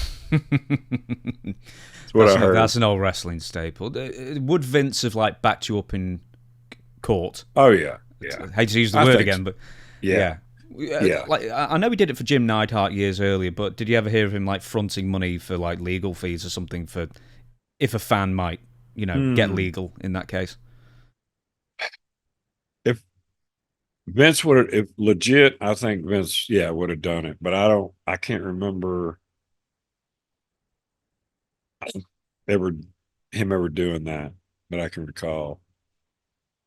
We shall move on. J Rock has written in and says, "Oh, here we go. Right, so I didn't know this was the same day. So, did you hold any animosity towards the Click for stealing the shine off his and Phineas's big tag team title win at Madison Square Garden by doing the infamous curtain call in the main event? I didn't realize that was the same day." Yeah, that's right. No, that didn't bother me. The reaction and support we got after that, nobody could have took. And in the Garden, nobody took anything away from us that I feel. That was a big house as well, I think, because I don't know Yeah, who it worked was on it. That like was a huge house. they said the fire marshal in the Garden that night was like going crazy. People were standing in the aisles, and yeah, it was a good night. Hmm. Do you remember your reaction, or would you have been out of the building by the time the curtain call happened? We didn't see it live. I mean, we were there. We were in the locker room, I think. But I know when it happened, everybody was like hollering, "Hey, this is going on!" So everybody's sort of going to the curtain to see what's going on. Mm-hmm. But you never went. You never saw it live then. I have after, but I didn't see it live when it happened. Who do Yeah. you remember? Who was most pissed off by it? Do you remember? Oh my God. It seemed like a few of the boys were pretty hot. Maybe Brett, Taker, Yoko. I mean, they seemed pretty upset at the time. Yeah, just wanted. I think some of the agents were hot too. Yeah, I think it was Jerry Briscoe. I heard was pretty upset with that one. Now, we're going to move on to some later stuff. Mr. McTuck, this isn't even a question. He's just saying, after rewatching 97 WWF on the network, it's opened my eyes to just how severely underrated Mark was as a talent.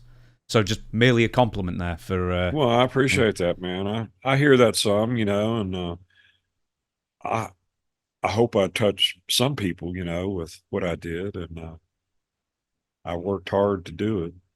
So I hope somebody got some satisfaction out of it. I did. It's one of those things where I think it's like almost like the character masks the talent in a sense, almost, because you see the character first, but for the trained eye or the person who watches a lot, you are one of those people that you appreciate more and more as time goes on. Definitely. Yes. Yeah. With next Giants M, why did Hillbilly Jim start managing the Godwinns and then stop all of a sudden? Well, he did. He was the guest referee for the hog pen match that night with me and Hunter. So they were going to put us together, and then we're bringing Phineas in. I thought, well, hell, that'd be a good match with these three. It was great. I love Hillbilly, and I don't know, but the Hillbilly is almost 300 pounds. Me and Phineas were both 300 pounds. He was probably 280 at the time, but a big guy. And, if we were getting overwhelmed or taken over by people, they didn't let Hillbilly react. You never seen him coming to our rescue or punching anybody, so I guess he didn't want to take any chances maybe. But after we turned heel, after the broken neck and stuff, they felt, because he was never a heel, so they didn't want him to take on that, scenario of being a heel with us. So that's why they put us with Uncle Cletus, and then we went to Southern Justice, and it was Jeff Jarrett, Colonel Parker. But that's why the Hillbilly thing ended. Is it also because he was a babyface, so therefore it's not his role to, Yeah, exactly. We started out as babies, and then when they switched us, he didn't want to be part of being a heel, which is understandable. Right. So the song "Don't Go Messing with the Country Boy." Oh yeah. How much does it chap your ass that WWE Network will not pay for the rights to use it? Really? Have you never been on the network? So every single match where that song's playing, it's just generic music. I didn't know that. So there you go. You need to write to him. You need to write to him get Undertaker to write to them and say you need to put your hand in your pocket and get the Yeah. rights to the song, because it was a great entrance song as well. Oh yeah. And that's all hillbilly singing. That's him singing the whole song. He's a hell of a musician too. Can play the hell out of a guitar. Disc jockey as well for years, wasn't he? Yeah. And he's on the Cyrus radio over Serious, here. yeah. Yeah, he does the Outlaw station. I've been trying to get hold of that guy for years. Can't. Well, I talked to him a couple months ago, and we're trying to get a deal set up. And he told me on the phone, I'm going to have to call him and leave him a message if he don't answer. But he told me, he says, I would do one more for you guys. So we're trying to get something set up where us three can go and do one more signing together, and then at least it'll be like a closure or feel complete to me. Why does he just not want to do them? Is it the traveling or The traveling? He don't like the airports and flying. He never really did, even when he was on the road. I mean, Hillbilly's a good guy. He's a straight up guy, and he saved his money.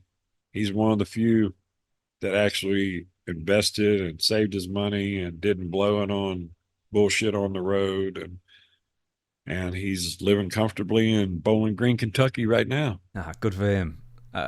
If you can do it WrestleCon next year, because I'll go. Because it's in Vegas. If it was in Minnesota, I wouldn't have gone.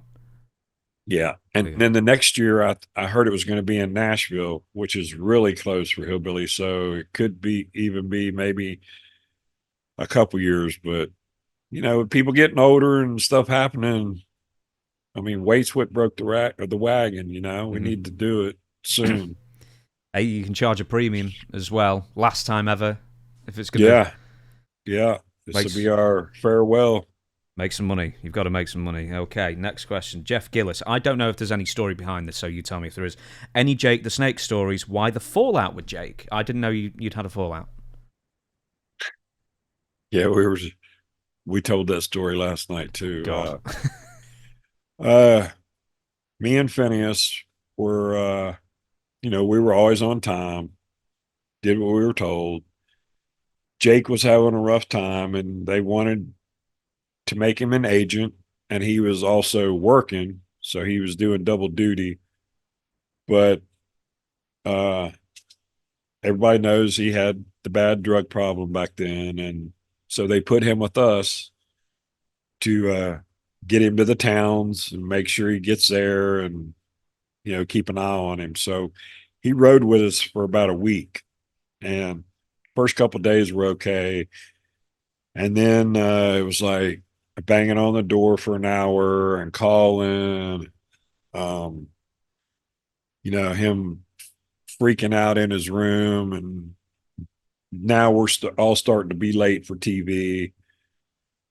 So we were in Dallas, and I'd got the room for me and Phineas because he got the rental car.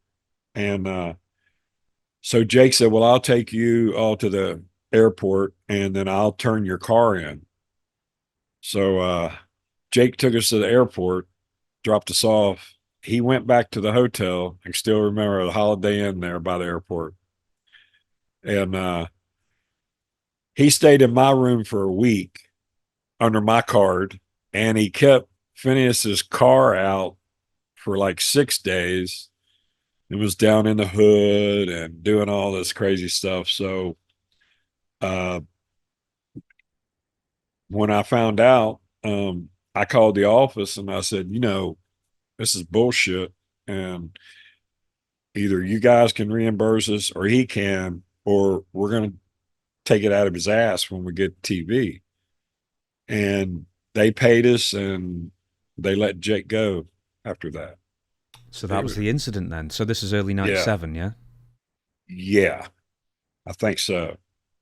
Maybe into 97 or first of 98. I can't remember, but it's in that right there somewhere. Yeah, I think it would have been the beginning of 97. Something, I think so anyway. I think it was going like February. Did he ever apologize? No. I mean, we talk now, and I'm glad he's doing better, but that was pretty shitty back then.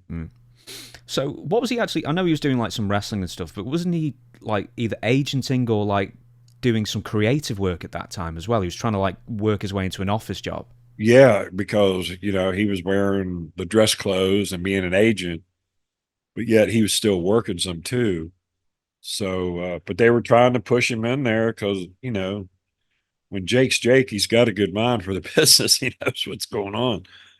But he was just unpredictable back then. Next question then, BWO for life.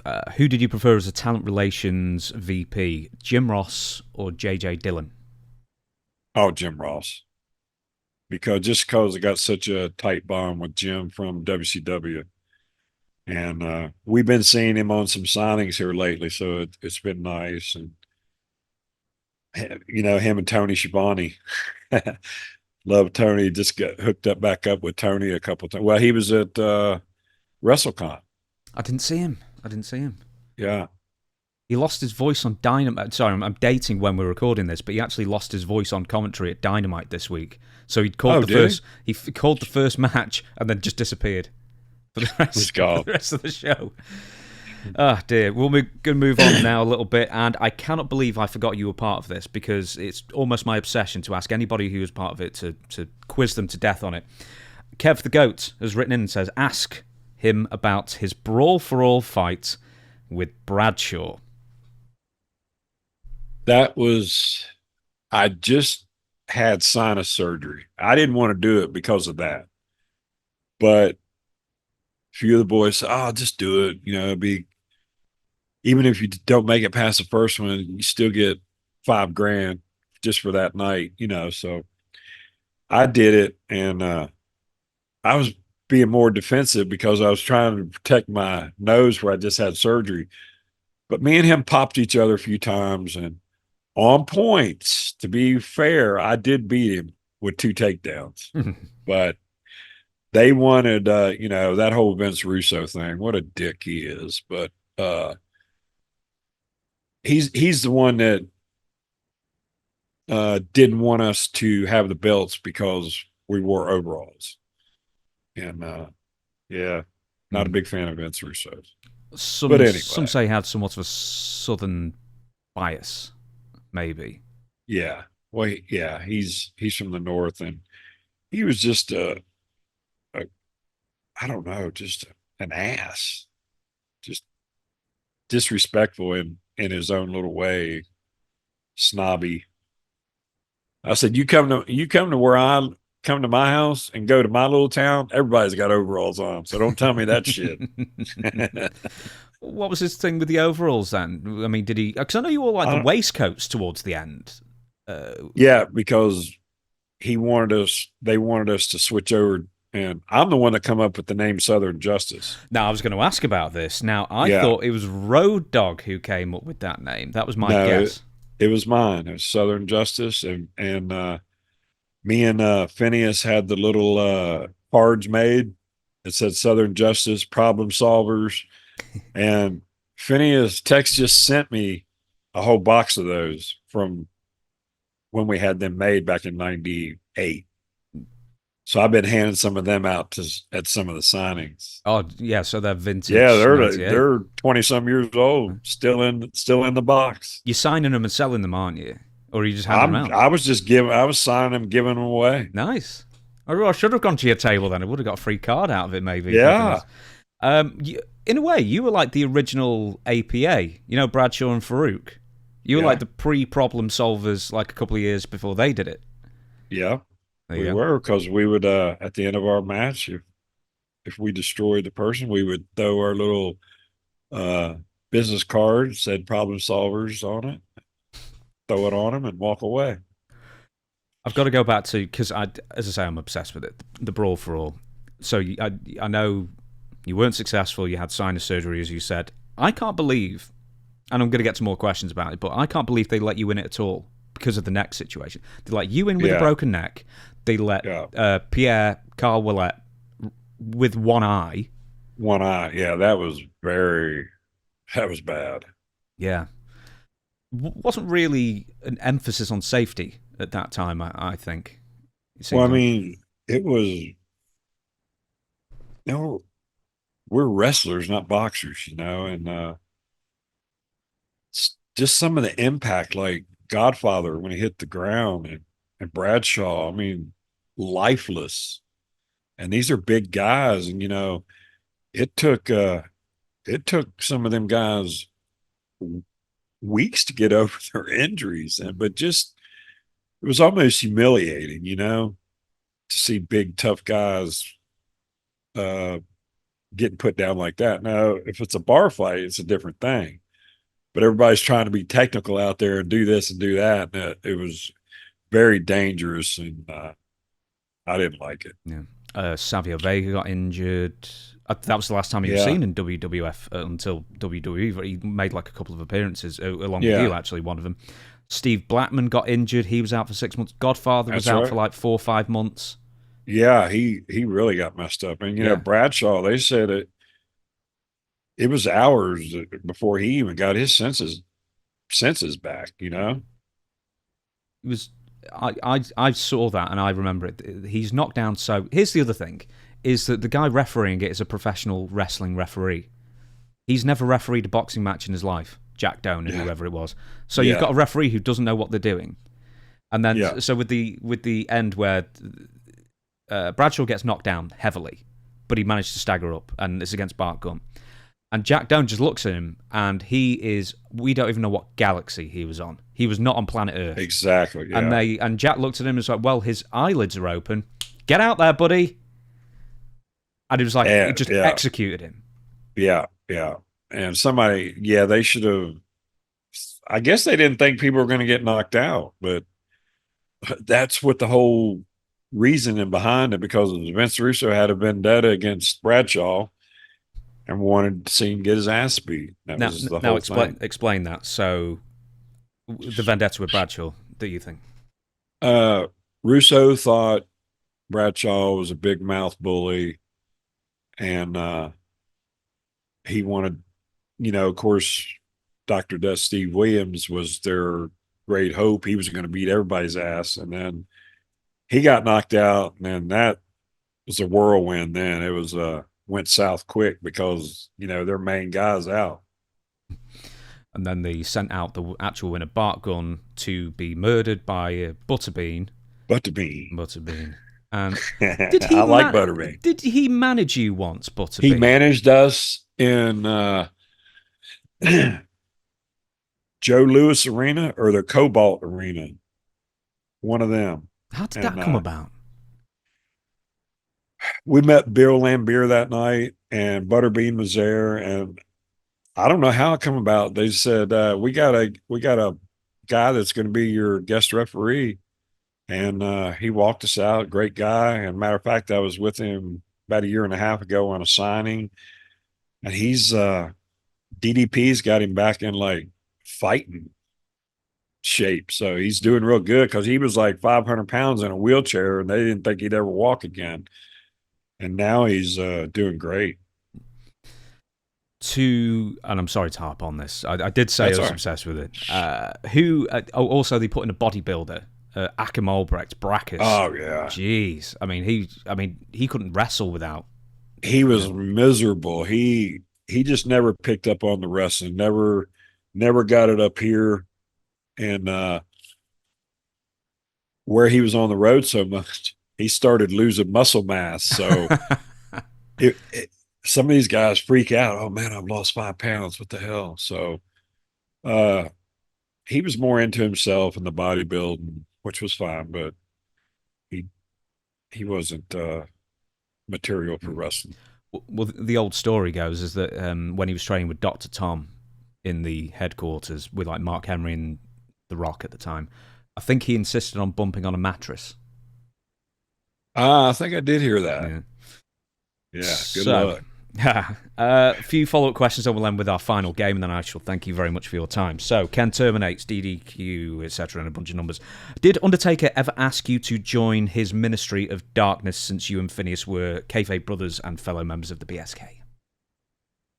No, because like I said, when all that was going on, I just broke my neck, and that's why uh, Phineas went and did the Midian, because I wasn't there, and the whole Southern Justice got ixnayed. They let me. Bruce Pritchard called and said, "Hey, we're letting you go. You get back in shape and you're ready. Let us know." Uh, then I lost my son in 2000, my dad and my son in 2003. So it took me a while. I was in a dark place, and it took me a while to get over that. But yeah, Just to follow up, but I think you pretty much answered it. Jimmy, who's written and says, "Why did you never go to TNA in 2002 to 2005? Because it seems like a good fit with the Jeff Jarrett connection. yeah, Just dark place and just yeah, yeah. Uh, wasn't ready mentally or physically. I mean, I feel better. I feel better now than I did then. So yeah, I think I'm in better shape now. yeah, Even absolutely." We'll end on the game then. The fun game, the firing line. I always end on this. Basically, it's the opposite of name association. I give you a name. Give me the. I mean, you just pass if you want to, but give me the thumbs up if you like, and maybe there's a little story to go with them. Then please throw it in. First one is the Ultimate Warrior. oh my God, I got a great story. Fantastic. Oh yeah, Taker, he loves this shit too when we talk about it. Uh, we always dressed together, and sort of hung. I mean, it was just crazy. We always hung out together in around the wrestling, outside the wrestling, and but shit, what were we talking about? Warrior. Oh, Warrior. Okay, he had come back, and Warrior always he wouldn't dress with the boys. He would go and find an old closet or little utility closet room where it was just a small room, just big enough for him and maybe somebody else. So we found his room one day, and Taker said, "Y'all get your stuff and go put it in where he's at and dress with him," because he always wanted to dress by himself. So we did that for like a week. And Taker, when we'd get to the show, he'd say, "Did y'all find where Warrior's at?" So he always wanted us to go. And we went in there, and Warrior come in and had this weird look on his face, and he sat down, and me and Tex didn't really acknowledge him. We're getting ready. It was just, it was funny, huh? Because he would always try to hide from the boys and dress by himself. So Taker, it was on a mission for us to go find where Warrior was dressing and get in there. So was he like trying to hide every single arena? Yeah, when he come back, it was like he never dressed in the locker room. It's like, well, where is he? Did he ever see like wandering the halls or anything, or was he just completely just gone? Yeah, I mean, you'd see him and then he's gone. So we followed him and found his little room one day, and Taker just thought that was funny as hell. So for a little while, he'd say, he'd say, "Have y'all found where Warrior's at?" Did he say anything to you, Warrior? No, Was no, not really. he just Just acknowledge us. But we did that for a few days, and then we let him have his privacy back. So with Warrior, I mean, it's a very weird time. I know with Warrior, he was there and then he wasn't for a few months. Were you conflicted because, like, with Warrior, did you ever hear that he sued successfully Vince McMahon at the time No. because, like, they used his like face paint logo or something, and then he basically forced Vince to buy like $1 million worth of his comic books. As like, Oh damn, yeah, I don't remember that. That's who's crazy. yeah, I was going to say who's your who do you feel? Do you feel more sorry for Vince, or do you feel more pleased for Warrior in that case? I'd feel more pleased for Warrior Good man. Okay. Next name. because Oh, I'm he sorry. earned that. That's his. He earned that. So if it was the other way around, trust me. Next one. Ron Slinker. That was my partner's stepdad. Was it really? Yeah, Phineas, that was his stepdad, Ron Slinker. That's crazy. Yeah. Uh, Tough guy. He was one of the few guys that caught an arrow shot. He caught it in the air Tex always tells that story. Mm. So It was like a show in the 70s, wasn't it? Did he demonstrate it on TV? yeah, Yeah. yeah, and he used to be a cop in Tampa, and then he got into the wrestling, and yeah, he was legit. He was a badass martial arts guy, and tie you in a knot, choke you out, or whatever. Mm. Next, some of these names are going to be very random, as you might have guessed already. Sid. Sid, Sid Udi, or whichever one he was. Sid Vicious. Mm-hmm. Uh, Sid was an interesting guy. He When we lived in Marietta, a lot of the boys lived there. Kevin Nash lived above us. Sid actually lived beside us on the same floor. So he would walk out on his balcony. We could walk out on ours and we could talk to each other. But yeah, Sid was he was odd character sometimes. Funny, but just a little rigid.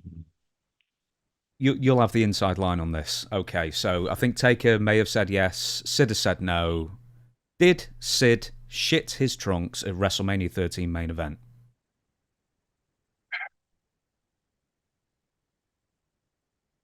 I think so, from what I can remember. I'm not going to say for sure, but that sounds very familiar. Hmm. I mean, it's a bad thing. Like, with The Undertaker had the tombstone as a finisher. So, I mean, if he did Yeah. shit himself, then, he'll have known. Wow, I he guess. would have known. He would have known. Unless he's just covering, sweeping it under the rug for Sid. We'll just shake it out, kick it under the ring apron. Yeah. Next one, Darren Drozdoff. Good guy. I love Darren. He was funny, entertaining, and but a good locker room guy, good guy, uh, pretty athletic. It's just one of them freak things. Mm. Just like me, I could have been in the same position. I was that close, to being the same way. Next name is El Gigante.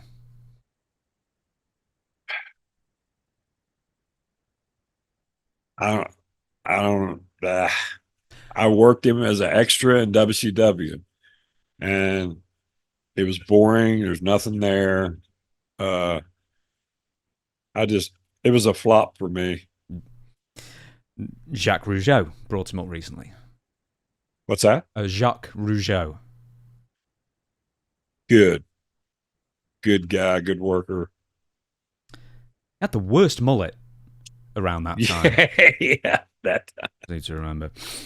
The next name I'm going to bring up for a reason, Diamond Dallas Page, because when I interviewed him last, or the first time I interviewed him, whenever it was, and I mentioned, Tex and Shanghai, and he said, thank you for bringing those names up, because he just said there's two people that don't get talked about enough. And he just put you over like $1 million and like really enjoyed working with you. So you're going to tell me these the shits now, I'm sure, now I've built him up like that. But Diamond Dallas Page. Loved Dallas. It was with him a couple years ago at a big signing. And we always got along with him. But one little story I will tell. We were working the B shows in WCW, but our B shows were like us, Tex and Shanghai, Steve Regal, Austin, Pillman, Dustin. This is the B team, and look at these guys. Look where these guys went. But just great group of guys. Missy Hyatt. Missy Hyatt, WCW days with her. We were pretty tight with Missy. Then she started stripping again, and we went to the strip club she was working at. me and Taker and Phineas, and I can't remember, somebody else was with us, but maybe Godfather. But Missy was a hoot. We were out with her partying one night. She was on her Harley, and it was raining. She goes, we were down close to her house. We were in around Atlanta. And so we followed her home. and it was raining real bad storm, and she was going real slow, but she made it home. We went in. If you ever talk to Missy, ask her about the seance she had with Tex in Shanghai Dude, I at her interviewed her house. 2 weeks ago. Damn. I know. I wish you'd told me. Yeah. We had a You seance, and me and her talk about it all the time when we're man, together. what's the punchline to it, or shall I save it for when I talk to her? Yeah. Yeah, it's just she was into that stuff, and Tex is into the dark stuff, the scary movies, and all that kind of crazy. So they were both into that, but we had a little seance at Missy's. When you talk to her again, ask her about it. I will do. Next one's Bob Holly. Love Bob. Yeah. Another tough guy. And stiff, laid it in. I liked it. Me and him's worked each other a few times. And yeah, I always liked working with Bob. Next name is Barry Darso. I don't know how much you worked with him. Did you work with him as Blacktop Bully in WCW or No, no? did not. But see him quite often. Good guy. And yeah, loved the demolition stuff. He's Minnesotan. I've interviewed him as well. Minnesota nice. Definitely exists with Barry. He's a lovely dude. Yeah. Yeah, I've got quite a few names. I'll be a bit judicious with which ones I ask. Lex Luger. Always, Lex was Lex. I roomed with him and Davey. I was on the road with them two. Talk about ribbon, and oh my God. And them getting up in the middle of the night and doing their protein shakes and shaking them things and waking everybody up. But I roomed with them too. So that's why I know what went on, getting up in the middle of the night, making a metrics and drinking it, and then going back to bed and getting up again. And I mean, they were dedicated. If nothing else, I'm going to ask this one, but I have to know because you were there at the time. Tatanka, but do you know the story about why he was let go as well? Because that was an interesting story. I can't really remember right off, but I was just with Tatanka at WrestleCon in Philly. I seen him up there. He was at the ECW arena, and yeah, good guy, good worker. I've worked him a few times. He was another one that laid in. You throw them chops pretty hard. I keep saying that, but it's just that's the way I was taught. And I always Don't you laid it worry. in. Don't you worry. Like one, lay 'em in, and two, they were good. I mean, I'm not picking names on purpose. Like, oh, I hate that guy. Don't worry. Yeah. Dustin Runnels, Gold Dust. Oh my God. I was just with Dustin on a big show here in West Virginia, just like an hour or so from here in Beckley, the Bash in Beckley. Love Dustin. Man, go back to the WCW days. He would have been good either way. He could have did that Texas gimmick or the Gold Dust. He still would have been on top. Dustin's a hell of a guy. Dude, that dude is ageless as well. He's 55 and he's still moving great. Yeah. Yeah, we took a picture together. We've been taking a picture together, and I've been posting it. But yeah, we were just talking about when we were at break just now about how tall Dustin. Man, he's still tall. I was going to say, who's taller, you or him? I think we're right there together. I mean, I was 6'7", but after I broke my neck and just getting older, you lose that. But I think may have a hair on me. Do you know what? I keep hearing the inversion table. It like loosens up the vertebrae, and apparently you get a bit of height back. So if you need to beat Dustin, I need to do that. Yeah, you got to get the inversion table. Yeah. Next one. This is a bit of a random name, never asked before. Italian Stallion. Italian Stallion. That's who trained me. Mm-hmm. Hell of a collegiate wrestler. He actually tied Vader up in a knot and as a shoot in the ring. They were wrestling, but doing the Greco style and all that. And but Stal was a tough guy, and That's who I learned being rough from, was him taking his clotheslines. Here's one I've never asked before as well. The Cole twins. Cold twins. Damn, me and Tex talk to them every once in a while. And yeah, they were fun to work with. But after WCW, never really heard anything out of them. No. That's sort of, I mean, did they end up anywhere after that? Do you know, or they just disappeared off the face of the earth? Basically, I think they just disappeared. Maybe did Independence, but we never seen them or heard of them again. next, China. I love China. Who's walked in? Who was? I don't know who that was. Oh, okay. Oh, there you go. But yeah, China, what a sweetheart. Me and Phineas rode with her and Hunter a few times when they were, dating. And yeah, she was a sweetheart.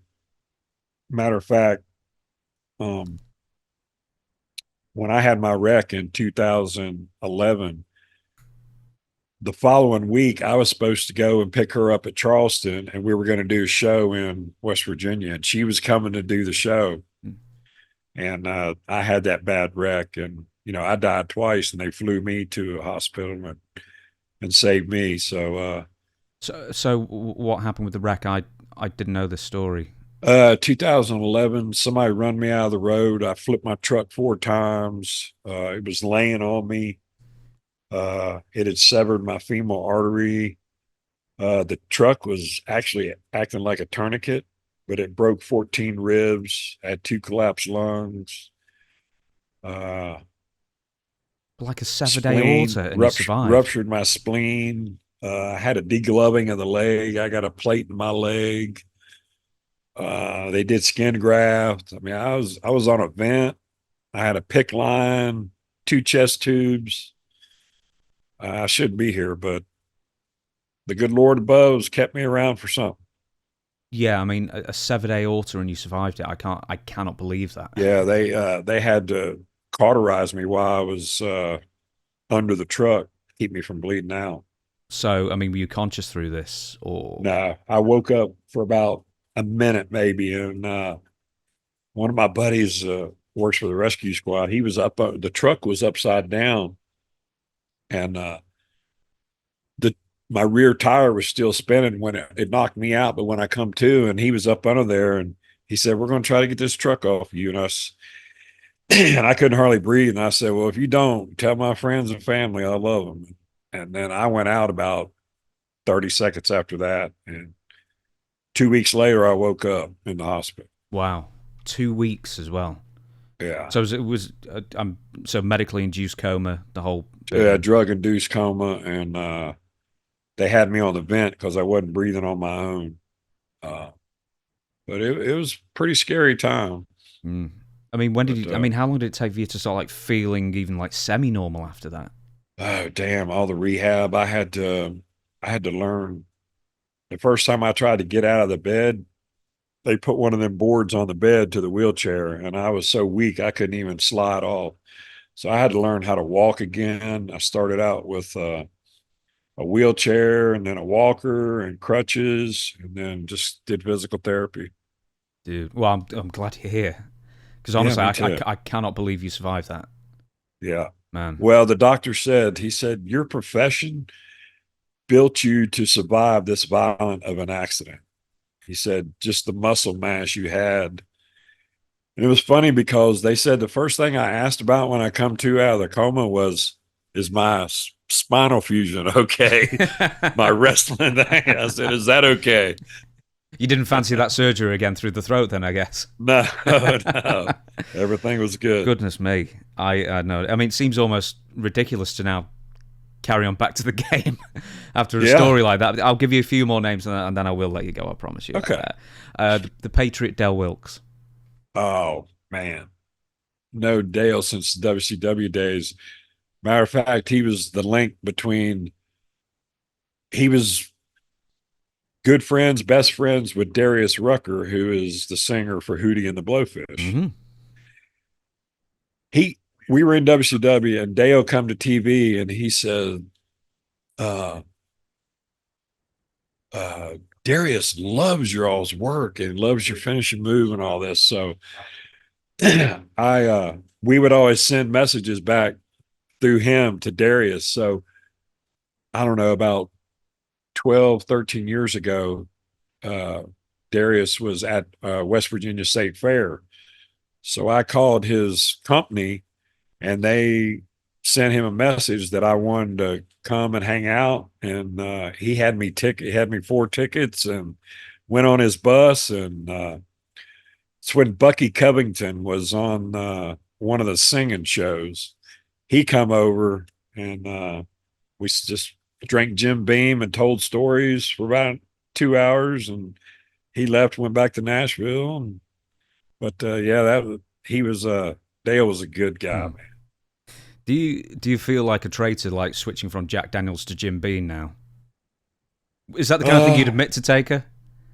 Yeah. Well, they had the Jim Beam. I was just a guest. I still drink Jack. Because you mentioned it beforehand. No, I'm sorry. There's one more I want to get to. Kane, Glenn Jacobs. Kane. We lived about 30 minutes from each other in Tennessee, so we always flew out together. And he was in the big matches, Isaac Yankem, when we did the Survivor Series with Taker.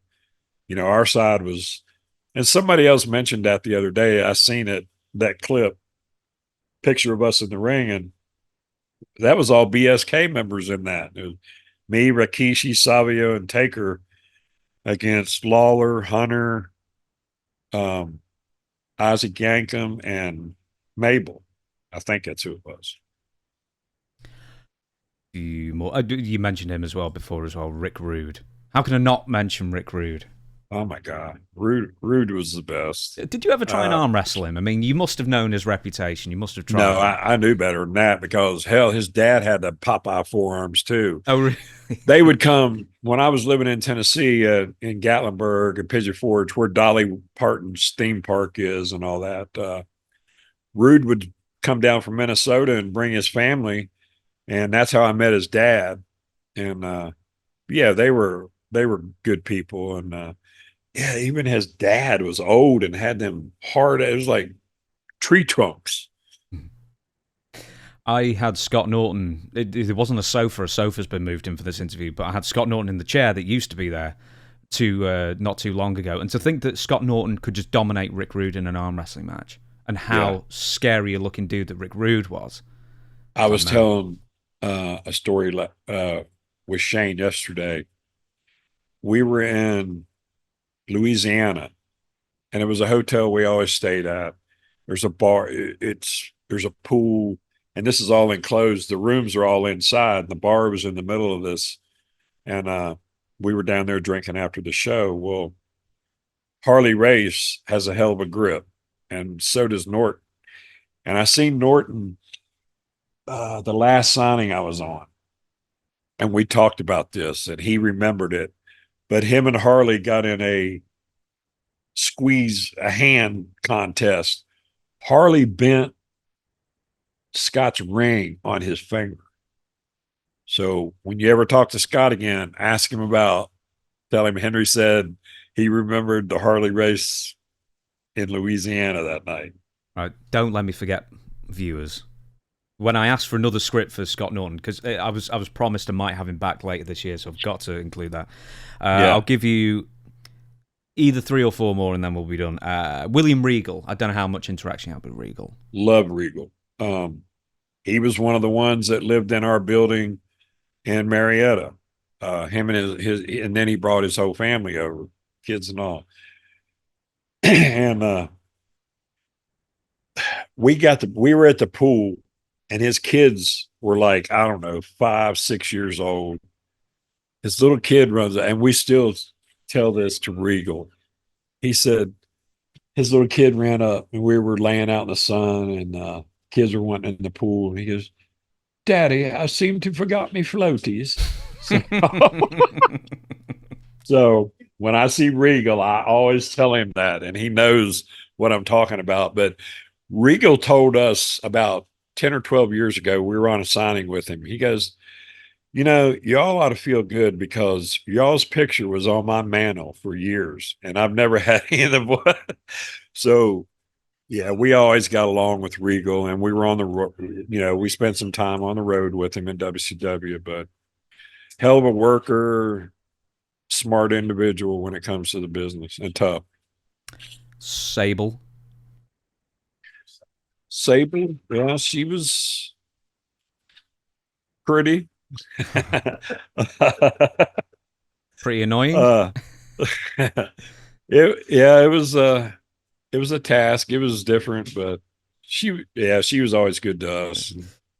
The penultimate one is Too Cold Scorpio, or Flash Funk, because he was in the deal. Yeah, I love Scorpio. I recommend going and watching, I think it was 93 Beach Blast in WCW, 92 or 93.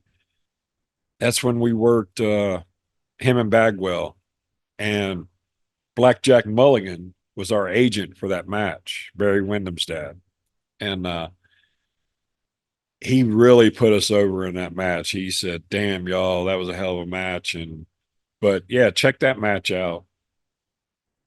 I've said it before, I'll say it again. For the decade of the 90s, maybe the most unappreciated guy, because he was amazing. Yeah. I've taken about everything he does off the top rope. The one where he does the somersault, the one where he flies out and turns in midair and then lands on you. But me and him had some hell of matches. I love Scorpio, and we were both herbal guys back then, so yeah, we hung out a lot. I believe. I mean, among the people at the time, that he had the rep as he just like stank of it all the time. Oh, he always stank. He come in, you knew what he was doing. You could smell him coming. Was it tolerated back then, the weed smoking? Because it depends on the company, it depends on the year, I guess. But I mean, in WCW was just get on with it, it's fine. No, we were getting tested, but luckily I was dating one of the main ladies that worked at the CNN building, Turner, right there on his floor. And so she always give us the Iggy the heads up when the tests were coming out. So we would know like 2 weeks ahead of time. So we would get right for that. I've never heard of anyone be suspended from WCW for drugs. So are you to thank? No, I don't think they got suspended, but people were getting fined, and then up in WWF, it was just, I think it was, I know some of the people that get tested were not clean. So I don't know if they just pick and choose who they want to mess with. It's a bargaining chip or whatever, but I don't know how some of the guys passed and some did. Are we talking for steroids or for recreational stuff? Both. Yeah. Yeah. At the time for the tests, was it the full t-shirt up, britches down kind of thing, or when you had to do the urine test at WWF? There towards the end, somebody had to be in there with you. Is that what you're talking about? Yeah, something. Yeah, I was wondering how they make sure it's not yours, or you wear it, because I've heard this before. Like you've got I don't know. I won't say any names. I've heard a fake cock. Yeah. Yeah. Under the arm, in a glove. Yeah, and you're just one of them. Yeah. But in WCW, nobody went in with you. But seems like towards the end at WWF, when they were sort of trying crack down, it seemed like somebody would watch you then. I can't remember for sure, but some pervert sat in the corner. Yeah. Pecker checker. And the pecker checker, of course. Do you know who heard that from first? Don Morocco. That's what they used to call Nick Bockwinkel when they first instituted. Yeah, the pecker checker. Oh, really? Yeah. Apparently that's where it comes from. And it was Nick Bockwinkel, and he was the guy who had the pleasure of seeing the wrestlers. I'll use the polite micturate into a cup. Right, okay, we'll end on one final story. I'll let you choose who's better, Ric Flair or Roddy Piper, for an ending story. Well, Flair's Flair, but Piper was just, I don't know, his stuff was, I don't know, you felt it more. I think you felt it more. Flair was always bada bing, bada boom, but Piper, man, more intense to me. It was more legit. Like I felt it more. Like his promos. Entertainer. He was a hell of an entertainer too. I never asked, who was your favorite wrestler of all time growing up? Who was the guy you wanted to emulate? Oh shit, it's got to be Dusty for me. That's the one. It is. Fine Love answer. Dusty. Fine answer. I'll tell you what, I'm going to leave it there as well. Thank you so much for joining me. I really you, appreciated it. I really appreciated talking to you. And it's one of those things where it's like, I don't know what I'm getting myself into with these interviews. You know what I mean? Yeah. And it's one of those things where I'm so pleased that you're such a nice guy. Well, and I'd love I hope you enjoyed it and got some insight on the Godwinns and Shanghai and Tex. Absolutely. And I hope everybody at home or wherever you consume this did as well. So I'll do the sign off. Thank you everybody for watching, and we will catch you again next time. And do you want to say the final goodbye? Thank you all very much.